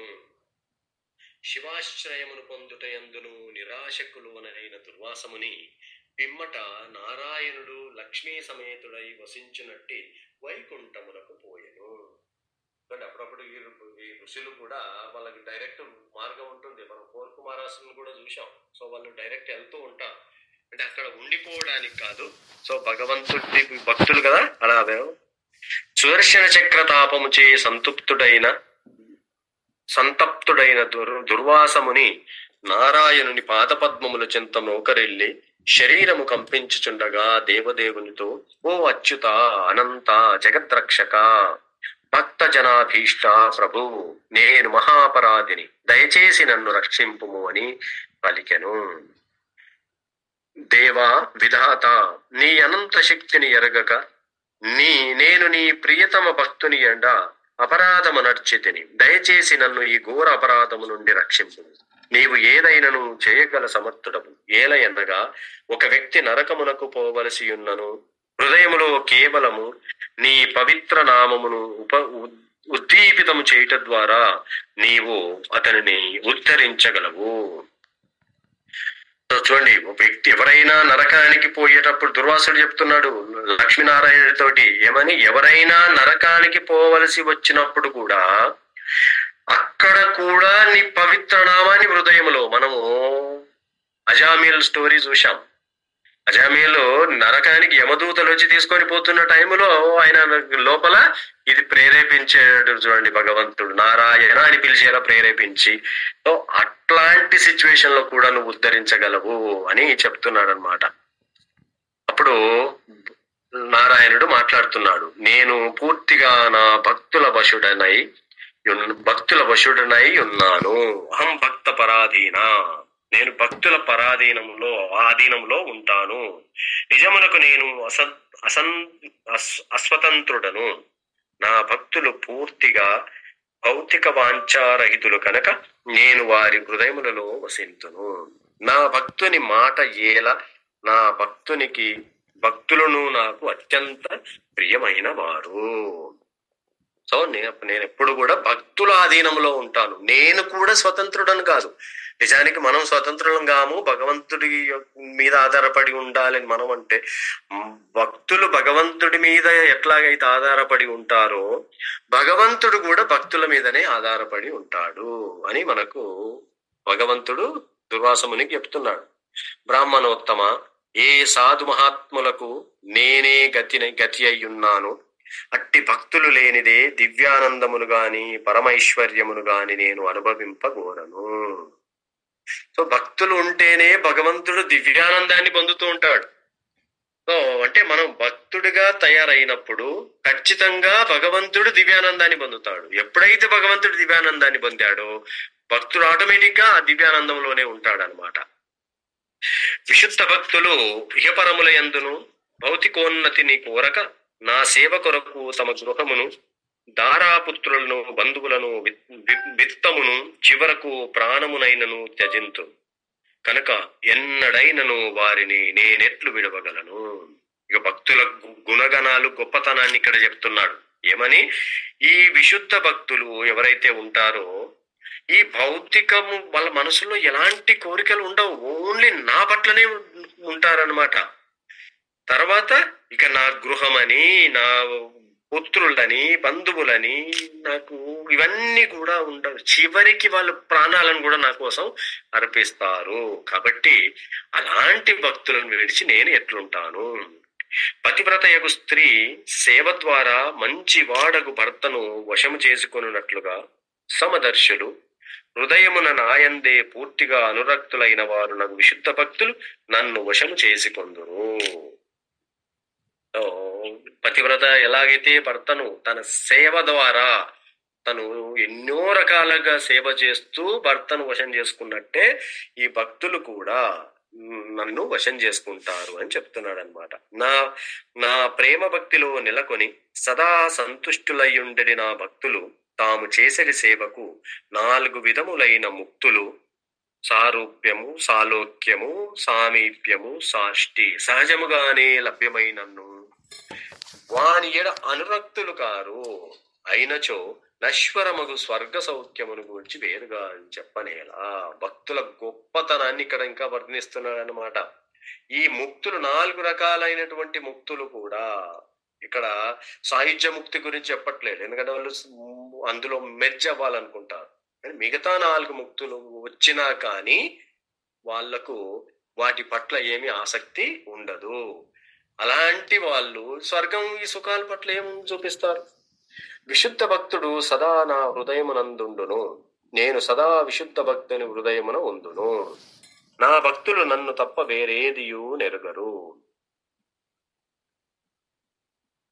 నేను వారిని తప్ప మరి ఎవ్వరిని ఎరగను. సో భక్తులు ఎట్లా ఉంటారని చెప్తున్నాడు. భక్తుడు ఎప్పుడు భగవంతుడి హృదయంలో ఉంటాడు, మరి భగవంతుడు భక్తుల హృదయాల్లో ఉంటాడు. సో అదే సంబంధం నడుస్తూ ఉంటుంది తప్ప ఇంకా వేరే ఏది వాళ్ళకు ఇద్దరికి ఏమీ తెలియదు అనమాట. ఓ బ్రాహ్మణ, నీ రక్షణమునకై ఇప్పుడు ఒక ఉపాయం చెప్పుచున్నాను, విను. అంబరీషుని అపరాధమనర్చి నీవు ఆత్మ వైరత్వముగా వర్తించిదివి కనుక క్షణమాలస్యము చేయక వెంటనే అతని కడకు వెడలుము. నామమాత్రమగు శక్తిని భక్తునిపై ప్రయోగించినప్పుడు నిక్కముగా అది ప్రయోగించిన వాని పైననే ప్రభావమును చూపును. ఆ విధముగా కర్తకే హాని కలుగును గాని లక్ష్యమునకు కాదు. చూడండి ఎంతటి అద్భుతమైంది చెప్తున్నాడంటే, ఎప్పుడైనా మనం ఏ భక్తుడి పట్ల అయినా అపరాధం చేసినా, ఎవరి పట్లనైనా భక్తుల పట్ల మనకు కోపం వచ్చినా, ఏ భావము కలిగినా, ఇక్కడ భగవంతుడు దుర్వాసుడితో చెప్తున్నాడు ఏమని, ఏదైనా శక్తిని అవతలి వాళ్ళ మీద ప్రయోగించినప్పుడు వాళ్ళకేమి కాదు, ముందు నీకే అయిపోతుంది. సో ఆ ప్రభావం ఎక్కడ ఉంటుందండి అంటే ప్రయోగించిన వాడి పట్లనే, ఆ కర్త పట్లనే ఉంటుంది అని చెప్తున్నాడు అనమాట. సో మనకు భక్తి వినోద్ ఠాకూర్ పట్ల కూడా ఒకసారి ఏదో చెప్తూ ఉంటారు కదా, ఏదో దుష్ట శక్తిని ప్రయోగించినప్పుడు చివరికి అది వెనకకి వెళ్ళి ఆయన్నే వేసేస్తుంది. ఎందుకంటే భక్తుడిని ఏం చేయలేదు, ఈయన ఓన్లీ భాగవతాన్ని చదువుకుంటూ పఠనం చేసుకుంటూ కూర్చుంటాడు, తిరిగి ఆ వెనక వెళ్ళి అతన్ని లేపేస్తుంది అనమాట. సో అలా ఉంటుంది. కాబట్టి ఇది భగవంతుడే చెప్తున్నాడు. అందుకని మనం భక్తుల పట్ల చాలా జాగ్రత్తగా ఉండాలని మనకు అర్థం అవుతుంది అన్నమాట. బ్రాహ్మణునికి తపో విద్యలు నిక్కముగా శ్రేయస్కరములు కాని దుర్వినీతుడకు వ్యక్తిచే పొందబడినప్పుడు అవి అత్యంత ప్రమాదకరములగును. సో ఒక బ్రాహ్మణుడికి తపోనిష్ట శ్రేయస్కరాలుగానే ఉండాలి, ఎందుకంటే అది సరిపోయిన ప్లేస్ లో సరి అయిన దగ్గర వాడినప్పుడు శ్రేయస్కరంగా ఉంటుంది. కానీ దాన్ని దుర్వినియోగం గనక చేసినప్పుడు చివరికి ఆ వ్యక్తికి అత్యంత ప్రమాదకరం అవుతుంది. ఇక్కడ దుర్వాసుడి గురించి చెప్తున్నాడు అనమాట. నీకు తపోనిష్టలు ఉన్నాయి, సో దాన్ని ఎక్కడ ప్రయోగించావు? భక్తుల పట్ల ప్రయోగించావు. సో భక్తుల శ్రేయస్సుకు ప్రయోగించాల్సింది భక్తుల నాశనానికి ప్రయోగించావు, కాబట్టి అది నిన్నే నాశనం చేస్తుంది. బ్రాహ్మణోత్తమ, కనుక నీవు శీఘ్రమే నా భాగసుతుడకు అంబరీషుని చెంతకు వెడులు, నీకు శుభమగుగాక. ఆ మహాభాగుని ప్రసన్నుని చేసుకొనిచో నీకు శాంతి కలగగలదు అని చివరికి భగవంతుడు కూడా నేను రక్షించలేను అని చెప్పి ఆ భక్తుడి దగ్గరికే వెళ్ళి నువ్వు శరణాగతి కోరుకోమని ఇక్కడ చెప్తున్నాడు అనమాట. సో ఈ విధంగా మనము ఈ చాప్టర్ కంప్లీట్ అయిపోయిందండి. హరే కృష్ణ. ఇప్పుడు ఏమైనా క్వశ్చన్స్ కామెంట్స్ ఉంటే తీసుకుందాం. సో ఈ అంబరీషుడు దుర్వాసుడి నుంచి మనం ఎన్నో లెసన్స్ మనం నేర్చుకుంటూ ఉంటాం, నేర్చుకొని తీరాలి కూడా. అప్పుడే మనకు ఈ భక్తిలో మనం కొద్దిగా ప్రోగ్రెస్ అవుతూ ఉంటాం. హరే కృష్ణ. హరే కృష్ణ. చాలా బాగా చెప్పండి ఆయన. It's very nice, very divine. What was the shapam? What was the curse that the Muni gave to Ambarish? ఆయన భక్తుల్ని చంపేయాలి అనేసి ఒక రాక్షసుని క్రియేట్ చేశాడు, శక్తిని క్రియేట్ చేసి వదిలేశాడు అనమాట. వదిలేసినప్పుడు అప్పుడు అంటే ఆ భక్తుడి పట్ల అపరాధం, శాపం ఇవ్వాలి, అపరాధం చేయాలి అంటే ఆయన నాశనం చేయాలని అన్ని ఎప్పుడైతే తల్లించాడో అప్పుడు సుదర్శనుడు వచ్చేసి ఈయనను చంపాలని ప్రయత్నించాడు అనమాట. శాపం కాకుండా ఇది ఎందుకంటే ఆయన కోపానికి కోపం చాలా ఆయనకు. అయితే రాక్షసుని క్రియేట్ చేసి భక్తిని చంపాలనుకున్నాడు. So he directed towards the Ambarish Maharaj this. ఆ రాక్షసుని అంబరీష్ మహారాజుని చంపడానికి వదిలేసినప్పుడు అంబరీష్ మహారాజు అట్లానే నిల్చొని ఉన్నాడు. ఎందుకంటే భక్తుడికి ఏమి భయాలు ఇవన్నీ ఏమీ లేవు, ఎందుకంటే భగవంతుడి మీద జ్ఞానంతో కంప్లీట్ గా డిపెండ్ అయి ఉన్నాడు కాబట్టి ఆయన ఏం భయపడట్లేదు. కానీ ఈ తోడి భక్తుడు ఉంటాడు కదా, ఆయన పరిగెత్తుకుంటూ వచ్చేసాడు సుదర్శనుడు. వచ్చేసి రాక్షసు why did he have this thought? What was the anger about? ఎందుకంటే బ్రాహ్మణుణ్ణి ఇంటికి పిలిచి తను ఆ యొక్క ఉపవాస వ్రతం చేస్తున్నాడు కదా 1 సంవత్సరం కాలం పాటు. ఆ వ్రతాన్ని ఇప్పుడు ఆయన దుర్వాసుని రమ్మన్నాడు, స్వీకరించమన్నాడు ప్రసాదాన్ని. కానీ నేను నిత్యకర్మలు చేసుకొని వస్తానని అక్కడ లేట్ చేశాడు కొంచెం. కానీ ఇక్కడ ద్వాదశి పారాయణం, అందుకే మనం పారాయణ టైం చాలా జాగ్రత్తగా చూసుకుంటాం. పారణ టైం, ద్వాదశి పారణ టైం. సో ఆ పారణ టైం దాటుతుంది అనేసి బ్రాహ్మణులను సంప్రదించి వాటర్ తీసుకోవచ్చు అని, ఆ వాటర్ తోటి బ్రేక్ చేయొచ్చు అని బ్రేక్ చేశాడు అనమాట పారణ టైం అయిపోకముందే. అది ఆయన యోగ బలంతో చూశాడు దుర్వాసుడు. చూసి కోపం వచ్చింది. నన్ను పిలిచి నువ్వు నాకు ముందు బ్రాహ్మణుడికి పెట్టకుండా నువ్వే తిన్నావు అని కోపం వచ్చింది అనమాట. సో ఆ కోపంలో ఆయన మీదికి అలా వదిలాడు దుష్టశక్తిని. అప్పుడు సుదర్శనుడు వచ్చేసాడు. దుర్వాసునికి ఎప్పుడు కోపం వెళ్ళి ఆయనకి ఎప్పుడు కోపం. థ్యాంక్ యూ నాయన, చాలా బాగా చెప్పారు. Very wonderful. Hare Krishna. Thank you. ఇంకెవరికైనా క్వశ్చన్స్ కామెంట్స్ లేకపోతే మనం నర్సింగ్ ప్రేయర్ చేద్దామండి. హరే కృష్ణ ప్రభు. Hare Krishna. Thank you for the wonderful పుస్తకం ప్రభు. ఒక క్వశ్చన్ అంటే నాది కాదు, ఒక మాతాజీది. సో ఐ డోంట్ లైక్ ఈ టాపిక్ రిలేటెడ్ కాదు, బట్ నేను అడగొచ్చా ప్రభు? చెప్పండి. సో మాతాజీ వాళ్ళు డివోటీసే. అయితే మాతాజీ ఏమంటుందంటే ఇప్పుడు బర్త్ అయినా ఒక బేబీ కావాలి అంటే ఎంత కష్టపడి వచ్చి అవన్నీ వస్తారు కదా. సో మనం ఎందుకు బర్త్ ఇవ్వాలి బేబీకి? ఈజ్ ఇట్ కంపల్సరీగా బేబీ పుట్టడం, బేబీని బర్త్ ఇవ్వడము అన్నట్టుగా అడిగారు అనమాట. ఓకే. సో మనం సృష్టి కార్యంలో ఉన్నాం అంటే మనము గృహస్థ ధర్మాన్ని ఎప్పుడైతే తీసుకుంటామో మనము సృష్టి కార్యాన్ని సృష్టిని చేస్తూనే ఉండాలి. ఆ సృష్టి ఎలాంటి సృష్టి అంటే భక్తులని చేయడానికి.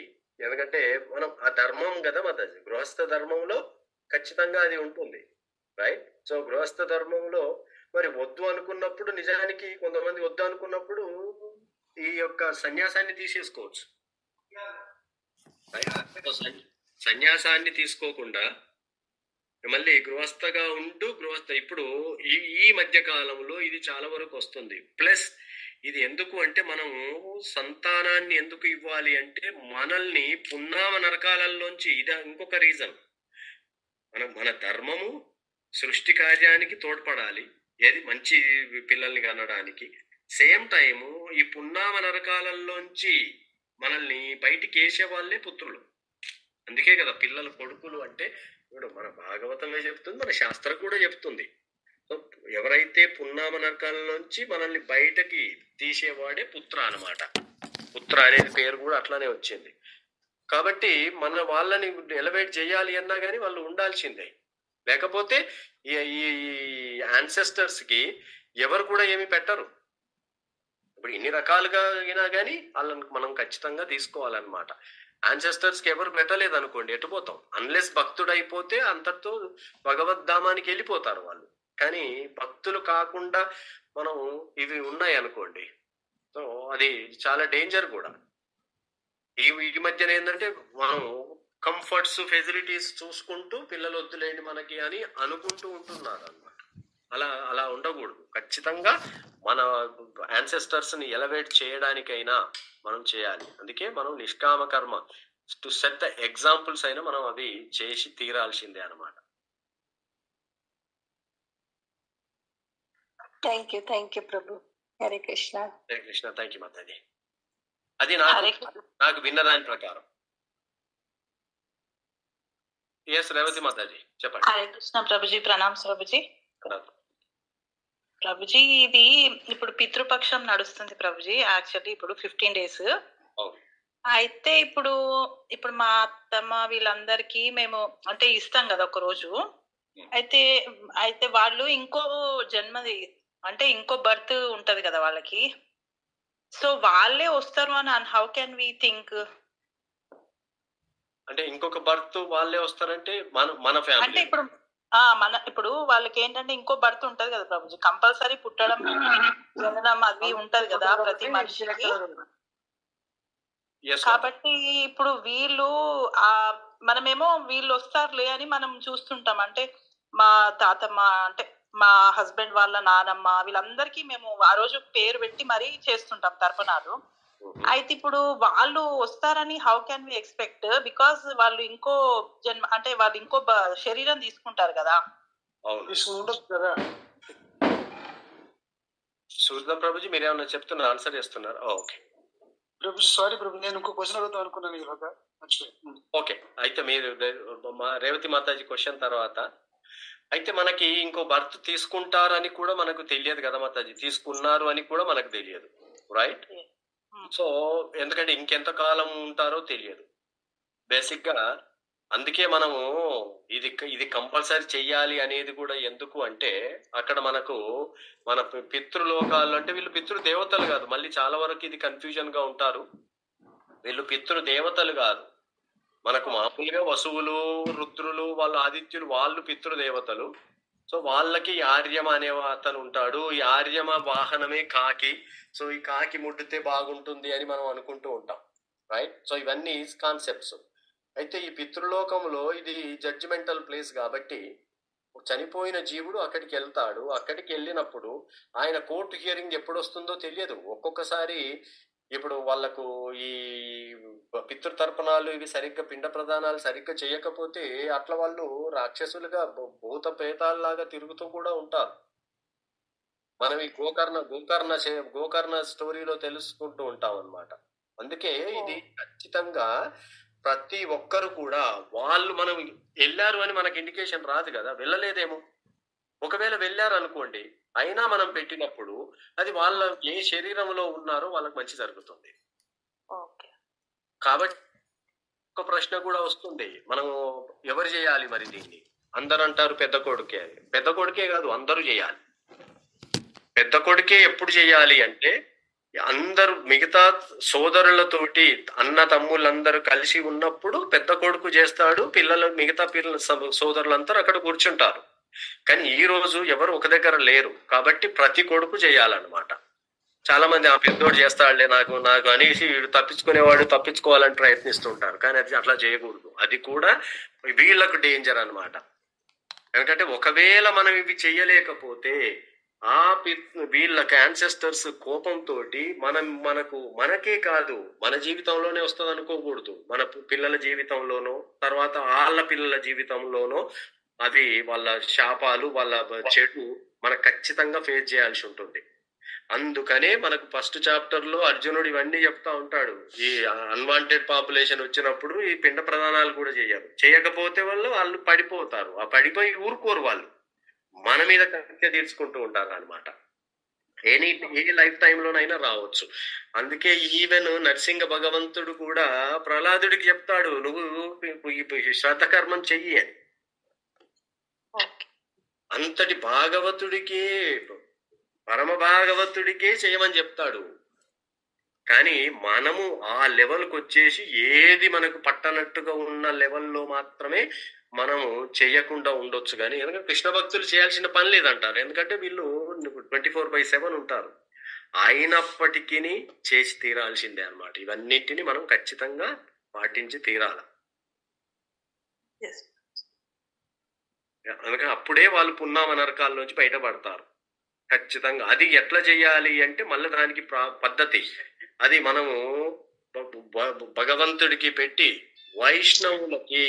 వైష్ణవులను ఇంటికి పిలిచి, ఈరోజు బ్రాహ్మణులని నేను కూడా అనట్లేను, వైష్ణవులను ఇంటికి పిలిచి ఆ వైష్ణవులకు తృప్తిగా ఎన్ని పదార్థాలు చేయగలిగితే అన్ని పదార్థాలు చేసి ఆ వైష్ణవులలోనే ఆ రోజుకి మన వాళ్ళనందరినీ చూసుకోవాలా, చూసి వాళ్ళకి శ్రద్ధ చేయాలి. ఓకే, వీళ్ళలో మా తాత తండ్రి ఒక్కరిని చూస్తేనే మనం ఎంతో సేవ చేస్తాం, మరి తాతని తండ్రిని అందరినీ కూడా మనం ఈ వచ్చిన వైష్ణవులలోనే చూసుకొని అంత శ్రద్ధతో చేసేదే శ్రాద్ధం.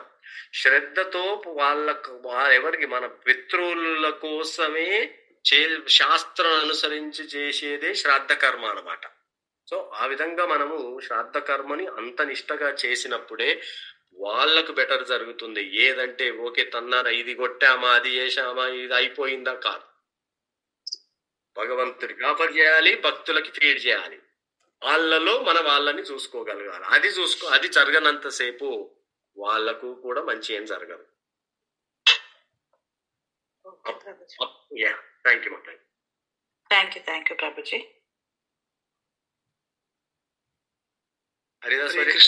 హరే కృష్ణ సురతం ప్రభుజీ. సారీ, చెప్పండి. అంబరీషుడి కథలో ప్రభుజీ దూర్వాసం మనకి విష్ణుమూర్తి చెప్పిన అంతా చూసారే ఎంత అద్భుతంగా ఉంది. అంటే భగవంతుడు తన భక్తుల్ని ఎంత ప్రేమిస్తాడో అనేది, తర్వాత భక్తులకి ఎంత రక్షణ వస్తుంటాడో అనేది, తర్వాత ప్రాబ్లం ఆయన సాల్వ్ చేయగలిగి ఉన్నా సాల్వ్ చేయకుండా ఆ క్రెడిట్ అంబరీషుడికి ఇవ్వడానికి నువ్వు అక్కడికే వెళ్ళి ఆయన్నే శరణు వేయడాన్ని. అంటే భగవంతుడు భక్తుల మీద ఎంత ప్రేమ ఉందనేది ఈ కన్వర్జేషన్ వల్ల విష్ణుమూర్తి అండ్ దూరాస్మని తెలుస్తుంది ప్రభుజీ. హరే కృష్ణ ప్రభుజీ. Thank you Prabhuji. హరే కృష్ణ ప్రభుజీ. హరే కృష్ణ మాతాజీ. చెప్పండి. ఒక్క నిమిషం మాతాజీ. హరిదాస్ వర్య ప్రభుజీ కామెంట్ ఉందా, క్వశ్చన్ ఏది మాట్లాడుతున్నా? హరే కృష్ణ ప్రభుజీ. చెప్పండి మాతాజీ, రాస్తుంది. అదే ప్రభుజీ, మీరు అంటే అది హెల్ నుంచి తప్పియాలంటే కొడుకులు ఉండాలి అని చెప్పారు కదా, మరి ఆడపిల్లలు ఉన్న వాళ్ళు కూడా చేయొచ్చు మాతాజీ. వాళ్ళు కూడా, ఎందుకంటే ఇప్పుడు అది మన పాస్ట్ కర్మానుసారం మన భాగ్యం కొద్ది వాళ్ళు వస్తారు కదా.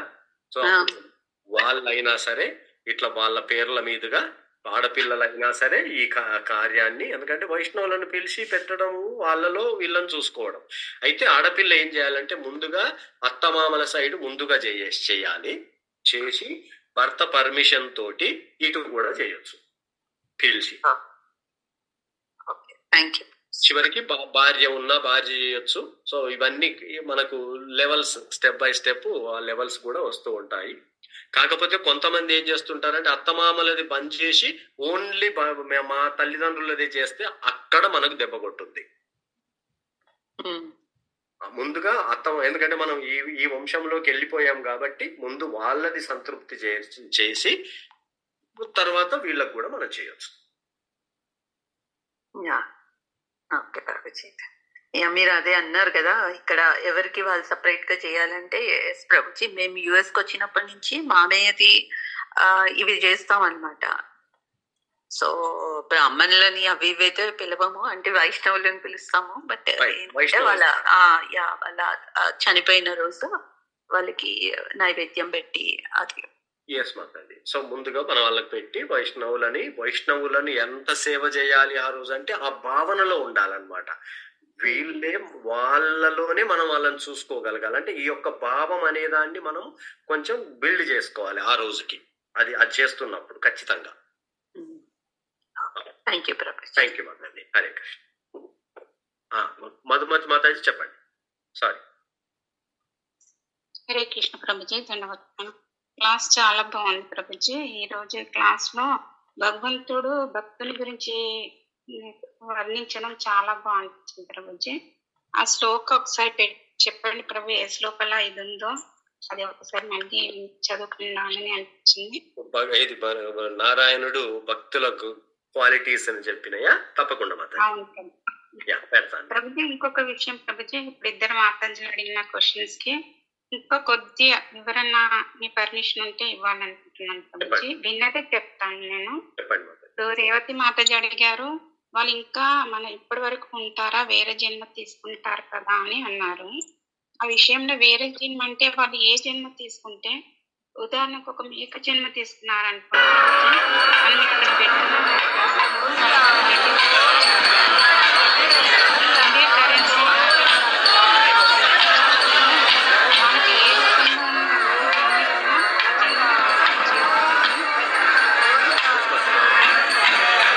లక్ష్మీ మాతాజీ అడిగిన విషయంలో ప్రభుజీ, ఆడపిల్లలు ఉన్న వాళ్ళు ఏం చేయాలంటే ఆ కార్యాన్ని అల్లుడు గాని కూతురు కొడుకు గాని ఆ కార్యాన్ని చేయొచ్చు ప్రభుజీ. లేదంటే కూతురు భక్తి మార్గంలో వెళ్ళి వాళ్ళకి ఆ సుకృతి ఇవ్వచ్చు అని విన్నాను ప్రభుజీ. ఎందుకంటే ఇప్పుడు ఎవరు ఇంకా ఇప్పుడు కూతురు ఉంటే ఇది అంటుకుంటున్నావు, మరి కూతురు లేని వాళ్ళ పరిస్థితి ఏంటంటే అప్పుడు భగవంతుడే నువ్వే ఉన్నావయ్యా, నువ్వే చూసుకో అంటే ఆయన వచ్చే చేసేస్తాడు. ఇప్పుడు ఆయనకు చేయలేదు, మనకు ఎవరు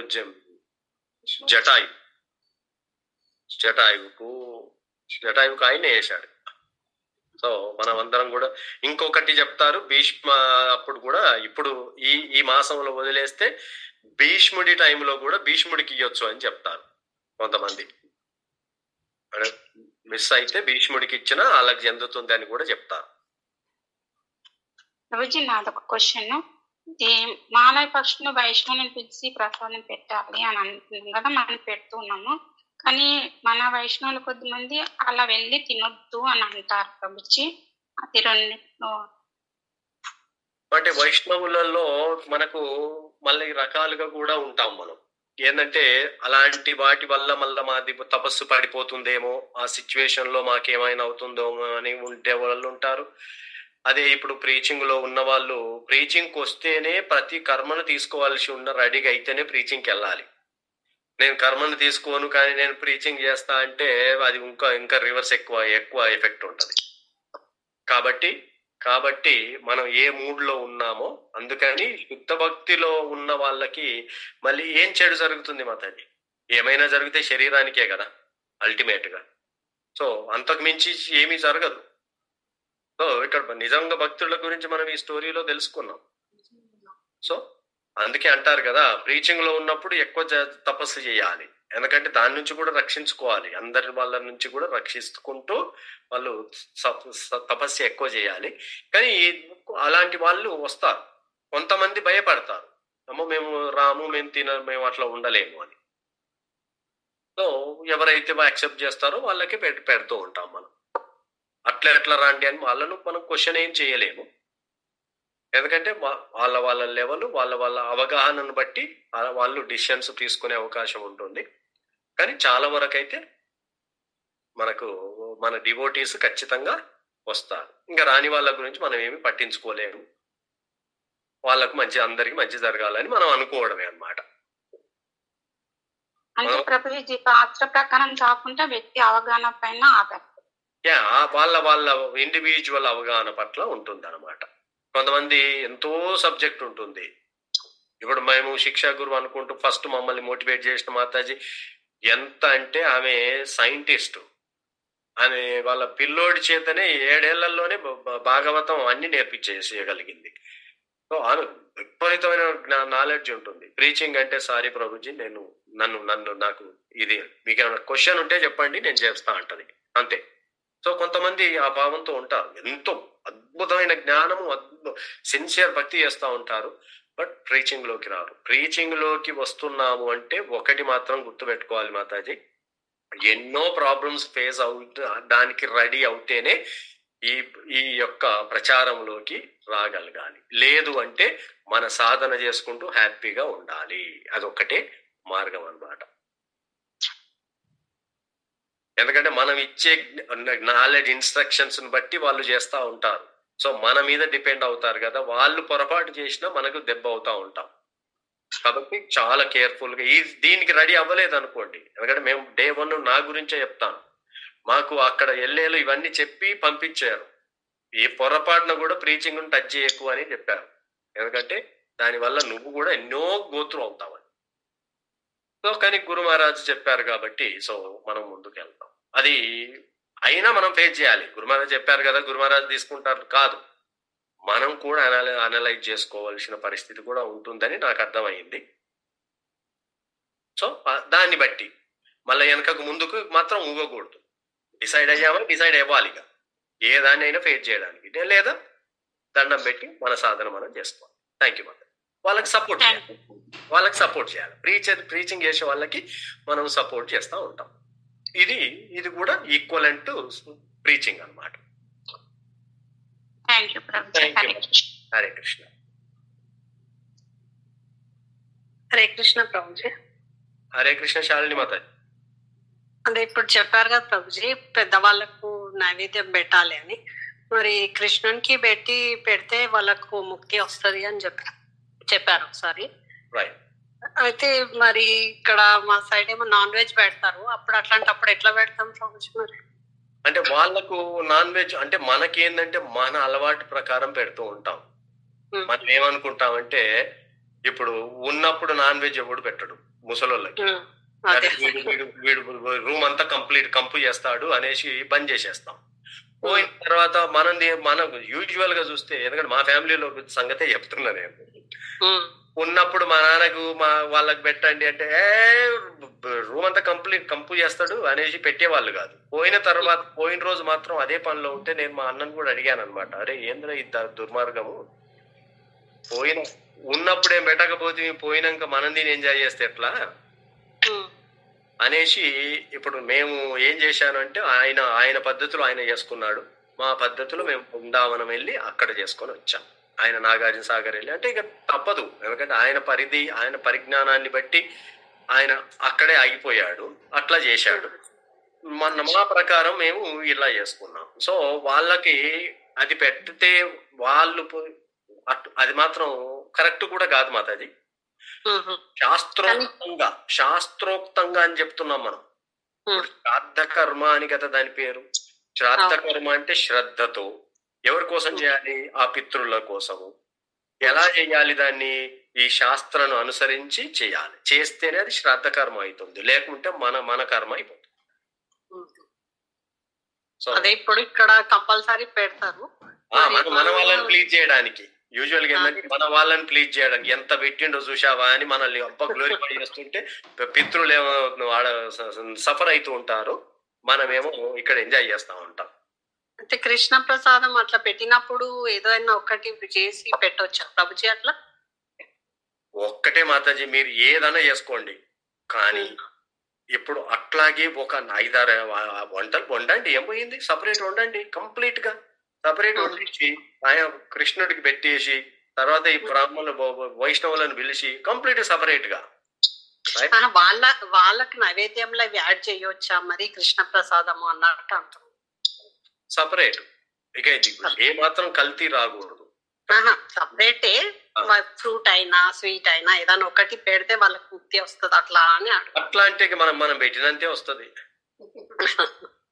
మనం ఎంత భక్తితో ఎంత పెడుతున్నామో, మళ్ళీ ఇంత ఎలక్కాయ ఇంత పెట్టి ఇంత పెద్దది కావాలంటే కూడా రాదు కదా. సో ఇప్పుడు చాలా మంది ఏంది, కృష్ణకి అటుకులు అంటే ఇష్టం. అటుకులు అంటే ఇష్టం కాదు, కుచేలుడికి ఏం లేక అటుకులు పెట్టిండు కాబట్టి అటుకులు తిన్నాడు. కానీ కృష్ణ అప్పులు ఎంటుకుంటది ఆయనది ఏదైనా ఫుల్లు కదా. మనం ఎప్పుడు చూసినా కృష్ణకి ఏంది చెప్పను పోగు చేసినా గానీ అరే ఏంది మాతాజీ శాలిని మాతాజీ కొంచెమే చేసింది అంటుంటాడు కృష్ణ. అంటే ఆయనకి ఇంకా కొంచెం చేస్తే బాగుండు కదా అనుకుంటుంటాడు అనమాట. అంటే నేను అనేది ఏంటంటే వాళ్ళకు ప్రసాదం పెట్టాలి అని అనుకుంటే దేవుడికి ఏదో ఫ్రూటో స్వీటో ఎక్కించి వాళ్ళకు పెట్టొచ్చా అని చేసినా మంచిదే. కొంచెం మనకి శాస్త్రం తెలుస్తుంది కాబట్టి కొంచెం శాస్త్రకు అనుకూలంగా మనం చేసేసి, ఇప్పుడు ఆ శ్రద్ధ కర్మ రోజు మాతాజీ సింపుల్ చెప్పనా, శ్రద్ధ కర్మ రోజు అన్ని వెజిటేరియన్స్ వండి ఓకే వైష్ణవులను పిలిచిపెట్టి తర్వాత వీళ్ళని పిలిచి రండి రప్పాడిద్దామంటే అందరు వచ్చేస్తారు. కదా. ఇక్కడ సైడ్ ఏంటంటే ఏమంటారంటే నాన్ వెజ్ ఎక్కుతుంది, వీళ్ళకు వెజిటేరియన్ ఎక్కది అన్నట్టు అంటారు మనకు అదే ఎక్కుతుంది కాబట్టి వాళ్ళకి అదే అనుకుంటాం మనం. మనకు అదే ఎక్కుతుంది కాబట్టి. నిమిషం మాత్రం నాకు ఆఫీస్ కాల్ వస్తుంది. Okay okay okay okay.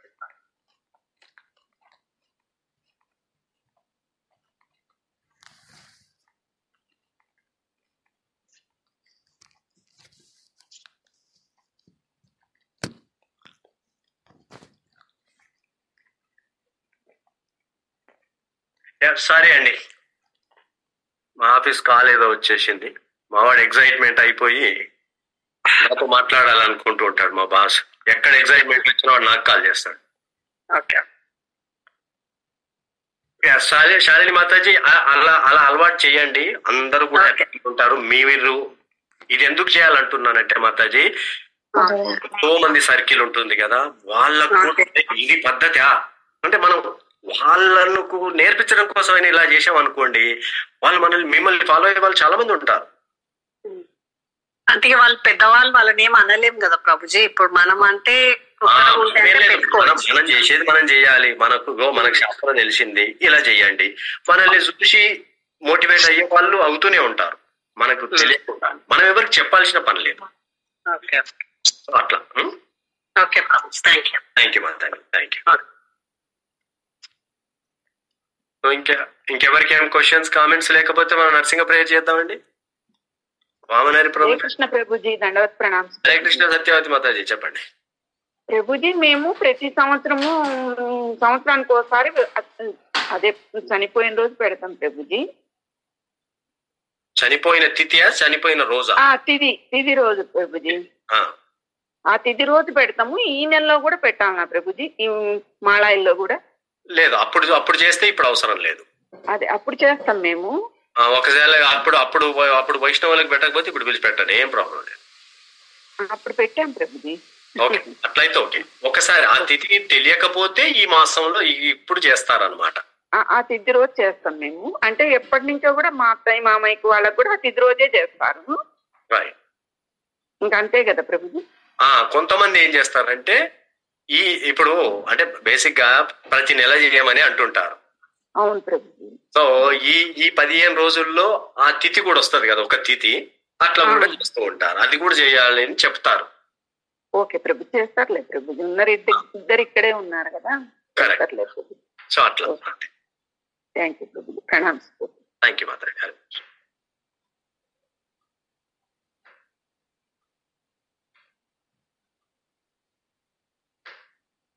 Thank you అండి. ఈరోజు నరసింహ ప్రేయర్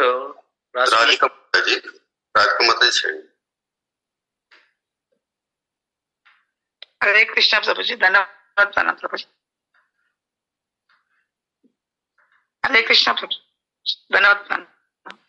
హరే కృష్ణ ఎవ్రీవన్. హరే కృష్ణ మాతాజీ. చేయండి ప్రభుజీ, స్టార్ట్ చేయను. చేయండి మాతాజీ. ఉగ్రం వీరం మహావిష్ణుం జ్వలంతం సర్వతోముఖం సింహం భీషణం భద్రం మృత్యో నమామ్యహం. నమస్తే నరసింహాయ ప్రహ్లాదలాదదాయిని. నమస్తే నరసింహాయ ప్రహ్లాదలాదదాయిని. హిరణ్యాకాశీ పూర్వక్షః శిలాటంకానకాలాయ. హిరణ్యాకాశీ పూర్వక్షః శిలాటంకానకాలాయ. ఇతో నరసింహో పదతో నరసింహో యతో యామి తతో నరసింహో. భయే నరసింహో హృదయే నరసింహో నృసింహమదిం శరణం ప్రపద్యే. తవ కద కమలవరే నఖా అద్భుత శృంగా దళిత హిరణ్యకశిపూ తను భృంగ. కేశవదీత నరహరి రూప జయ జగదీశ హరే జయ జగదీశ హరే.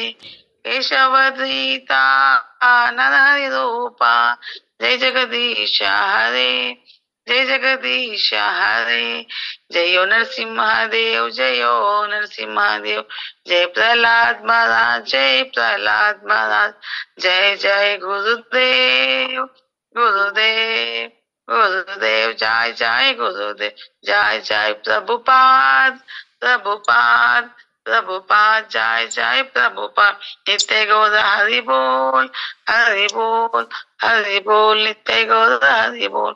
हरे कृष्णा कृष्ण कृष्ण हरे हरे, हरे राम राम राम हरे हरे।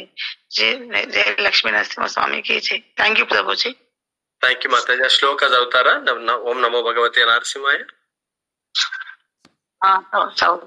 ओम नमो भगवते नारसिंहाय, नमस्तेजस्तेजसे आविर्भाव वज्रनका वज्रदष्ट कर्मशय दंडय दंडय तमोग्रस ग्रस ओम स्वाहा।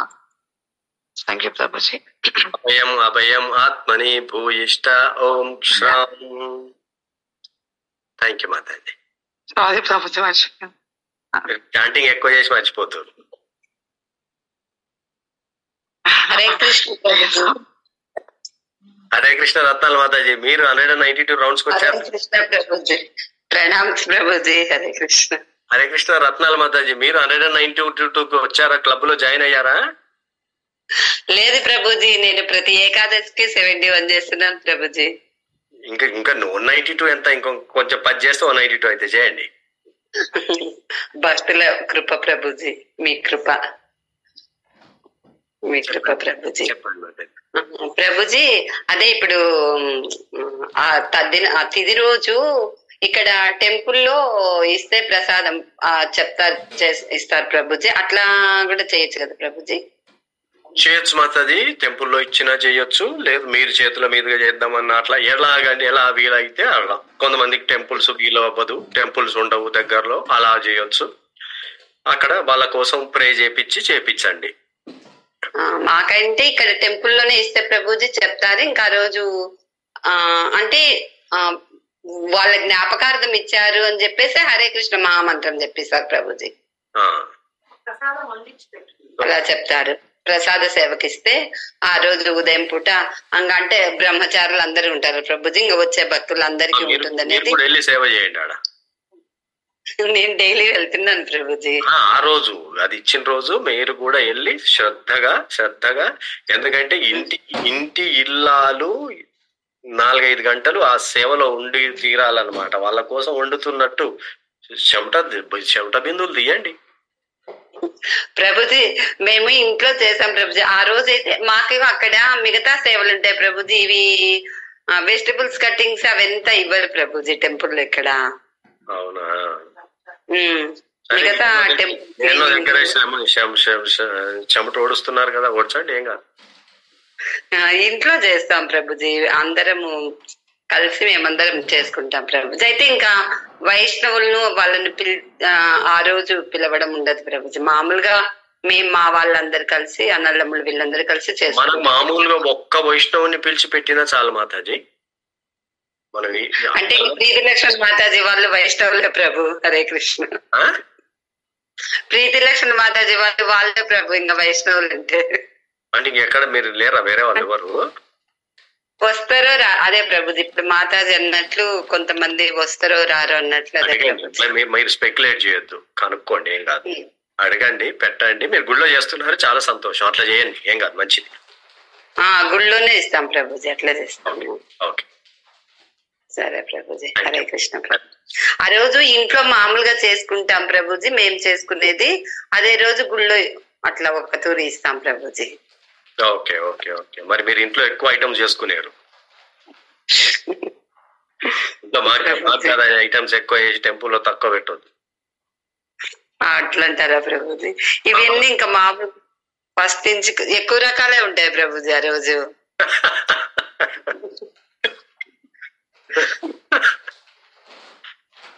ఊరికే చెప్తున్నాను, చేయండి. ఫస్ట్ నుంచి అట్లా అది కంటిన్యూషన్ ఉంటుంది ప్రభుజీ, అట్లే చేస్తాము. Okay okay. అదే ప్రభుజీ. అది ప్రభుజీ మరి మామూలుగా నేను ఫస్ట్ ఇక్కడ మనం ఈ క్లాస్ లో నేను జాయిన్ అయినప్పుడు అవి ఇప్పుడు మాతాజీ అడిగారు కదా ఆడపిల్లలు ఉన్న వాళ్ళు ఎట్లా చేయాలా ఎట్లా చేస్తారు అని. అప్పుడు నేను విన్నాను ప్రభుజీ. మరి ఎవరు మీరు చెప్పారో రాధావల్ల ప్రభు క్లాస్ లోనే విన్నాను ప్రభుజీ. హరినామం చెప్పుకుంటూ ఉంటే ఇంకా ఏవి చెయ్యకపోయినా కానీ వాళ్ళకు ఎటువంటి బాధ అనేది అవసరం లేదన్నట్లు విన్నాను ప్రభుజీ. అది అంతే కానీ మనకు ఒక్కసారి అది కరెక్టే. ఎందుకంటే కృష్ణ భక్తి భావంలోకి వచ్చినాక కానీ మనం కృష్ణ భక్తి భావంలో ఉన్నామా ఏ భక్తి భావంలో ఉన్నామో ఇంకా కూడా కొంచెం డౌటే కదా నాకైతే. ప్రభుజీ మీరు డౌట్ అంటే ఇంకా మా లాంటి వాళ్ళు ఇంకేముండలే ప్రభుజీ. ఇంకా అస్సలు కాదంటే చెప్పుకుంటూ నామం అంతే ప్రభుజీ. మేము కూడా చేస్తాం మాతాజీ చేసి, ఎందుకంటే మన భక్తి మీద మనకు అంత కాన్ఫిడెన్స్ ఉందంటారా అనేసి. ఎందుకంటే ప్రహ్లాదుడికే నరసింహస్వామి చేయమన్నప్పుడు నాకు అర్థమైంది అమ్మని మనం ఖచ్చితంగా చేయాలి. అదే ప్రభుజీ. అంటే మనం మన పెద్దవాళ్ళకి చేస్తాం ప్రభుజీ. మా మగపిల్లలు లేని వాళ్ళ పరిస్థితికే ప్రభుజీ ఇది. అదే అట్లాంటి నేను చేస్తున్నారు. అందుకే గుళ్ళల్లో చేయడం ఇవి బానే ఉంటది, చేసేయడమే అంతే. అదే అదే గుళ్ళల్లో ఇస్తారు ప్రభుజీ. గుళ్ళల్లో ఇవ్వడము మనకు అది శాస్త్ర ఇదే కటాకటికి ఏముండదు. టైము ప్లేస్ సర్కమ్స్టాన్స్ బట్టి మనకు స్టేజెస్ కూడా ఉంటాయి అన్నమాట. ఎవరు చేసినా వాళ్ళ కోసం కదా మాతది. ఇప్పుడు అవతలి వ్యక్తి కోసం ఎవరు చేసినా వాళ్ళకు అది దొరుకుతుంది. మనం అదే ఇప్పుడు ఇంట్లోకి తెలిసి భజన పెట్టేచ్చాం అనుకోండి, ఎవరు ఏం తెలియదు పక్కన పెట్టేసి మన కోసం కనీసం భజన పెట్టించినా సంతోషం కదా. అట్లా. థ్యాంక్ యూ మాతాజీ. హరే కృష్ణ ప్రభుజీ. Thank you Mataji. హరిదాస్ భార్య ప్రభుజీ క్లోజ్ చేద్దామా మాతాజీ? ప్రభు క్లోజ్ చేద్దాం ప్రభు. ఓకే. హరే కృష్ణ కృష్ణ కృష్ణ హరే హరే, హరే రామ రామ రామ హరే హరే. జై శ్రీల ప్రభుపాద, జై శ్రీల గురుదేవ్, కోటి వైష్ణవులు, జై జై.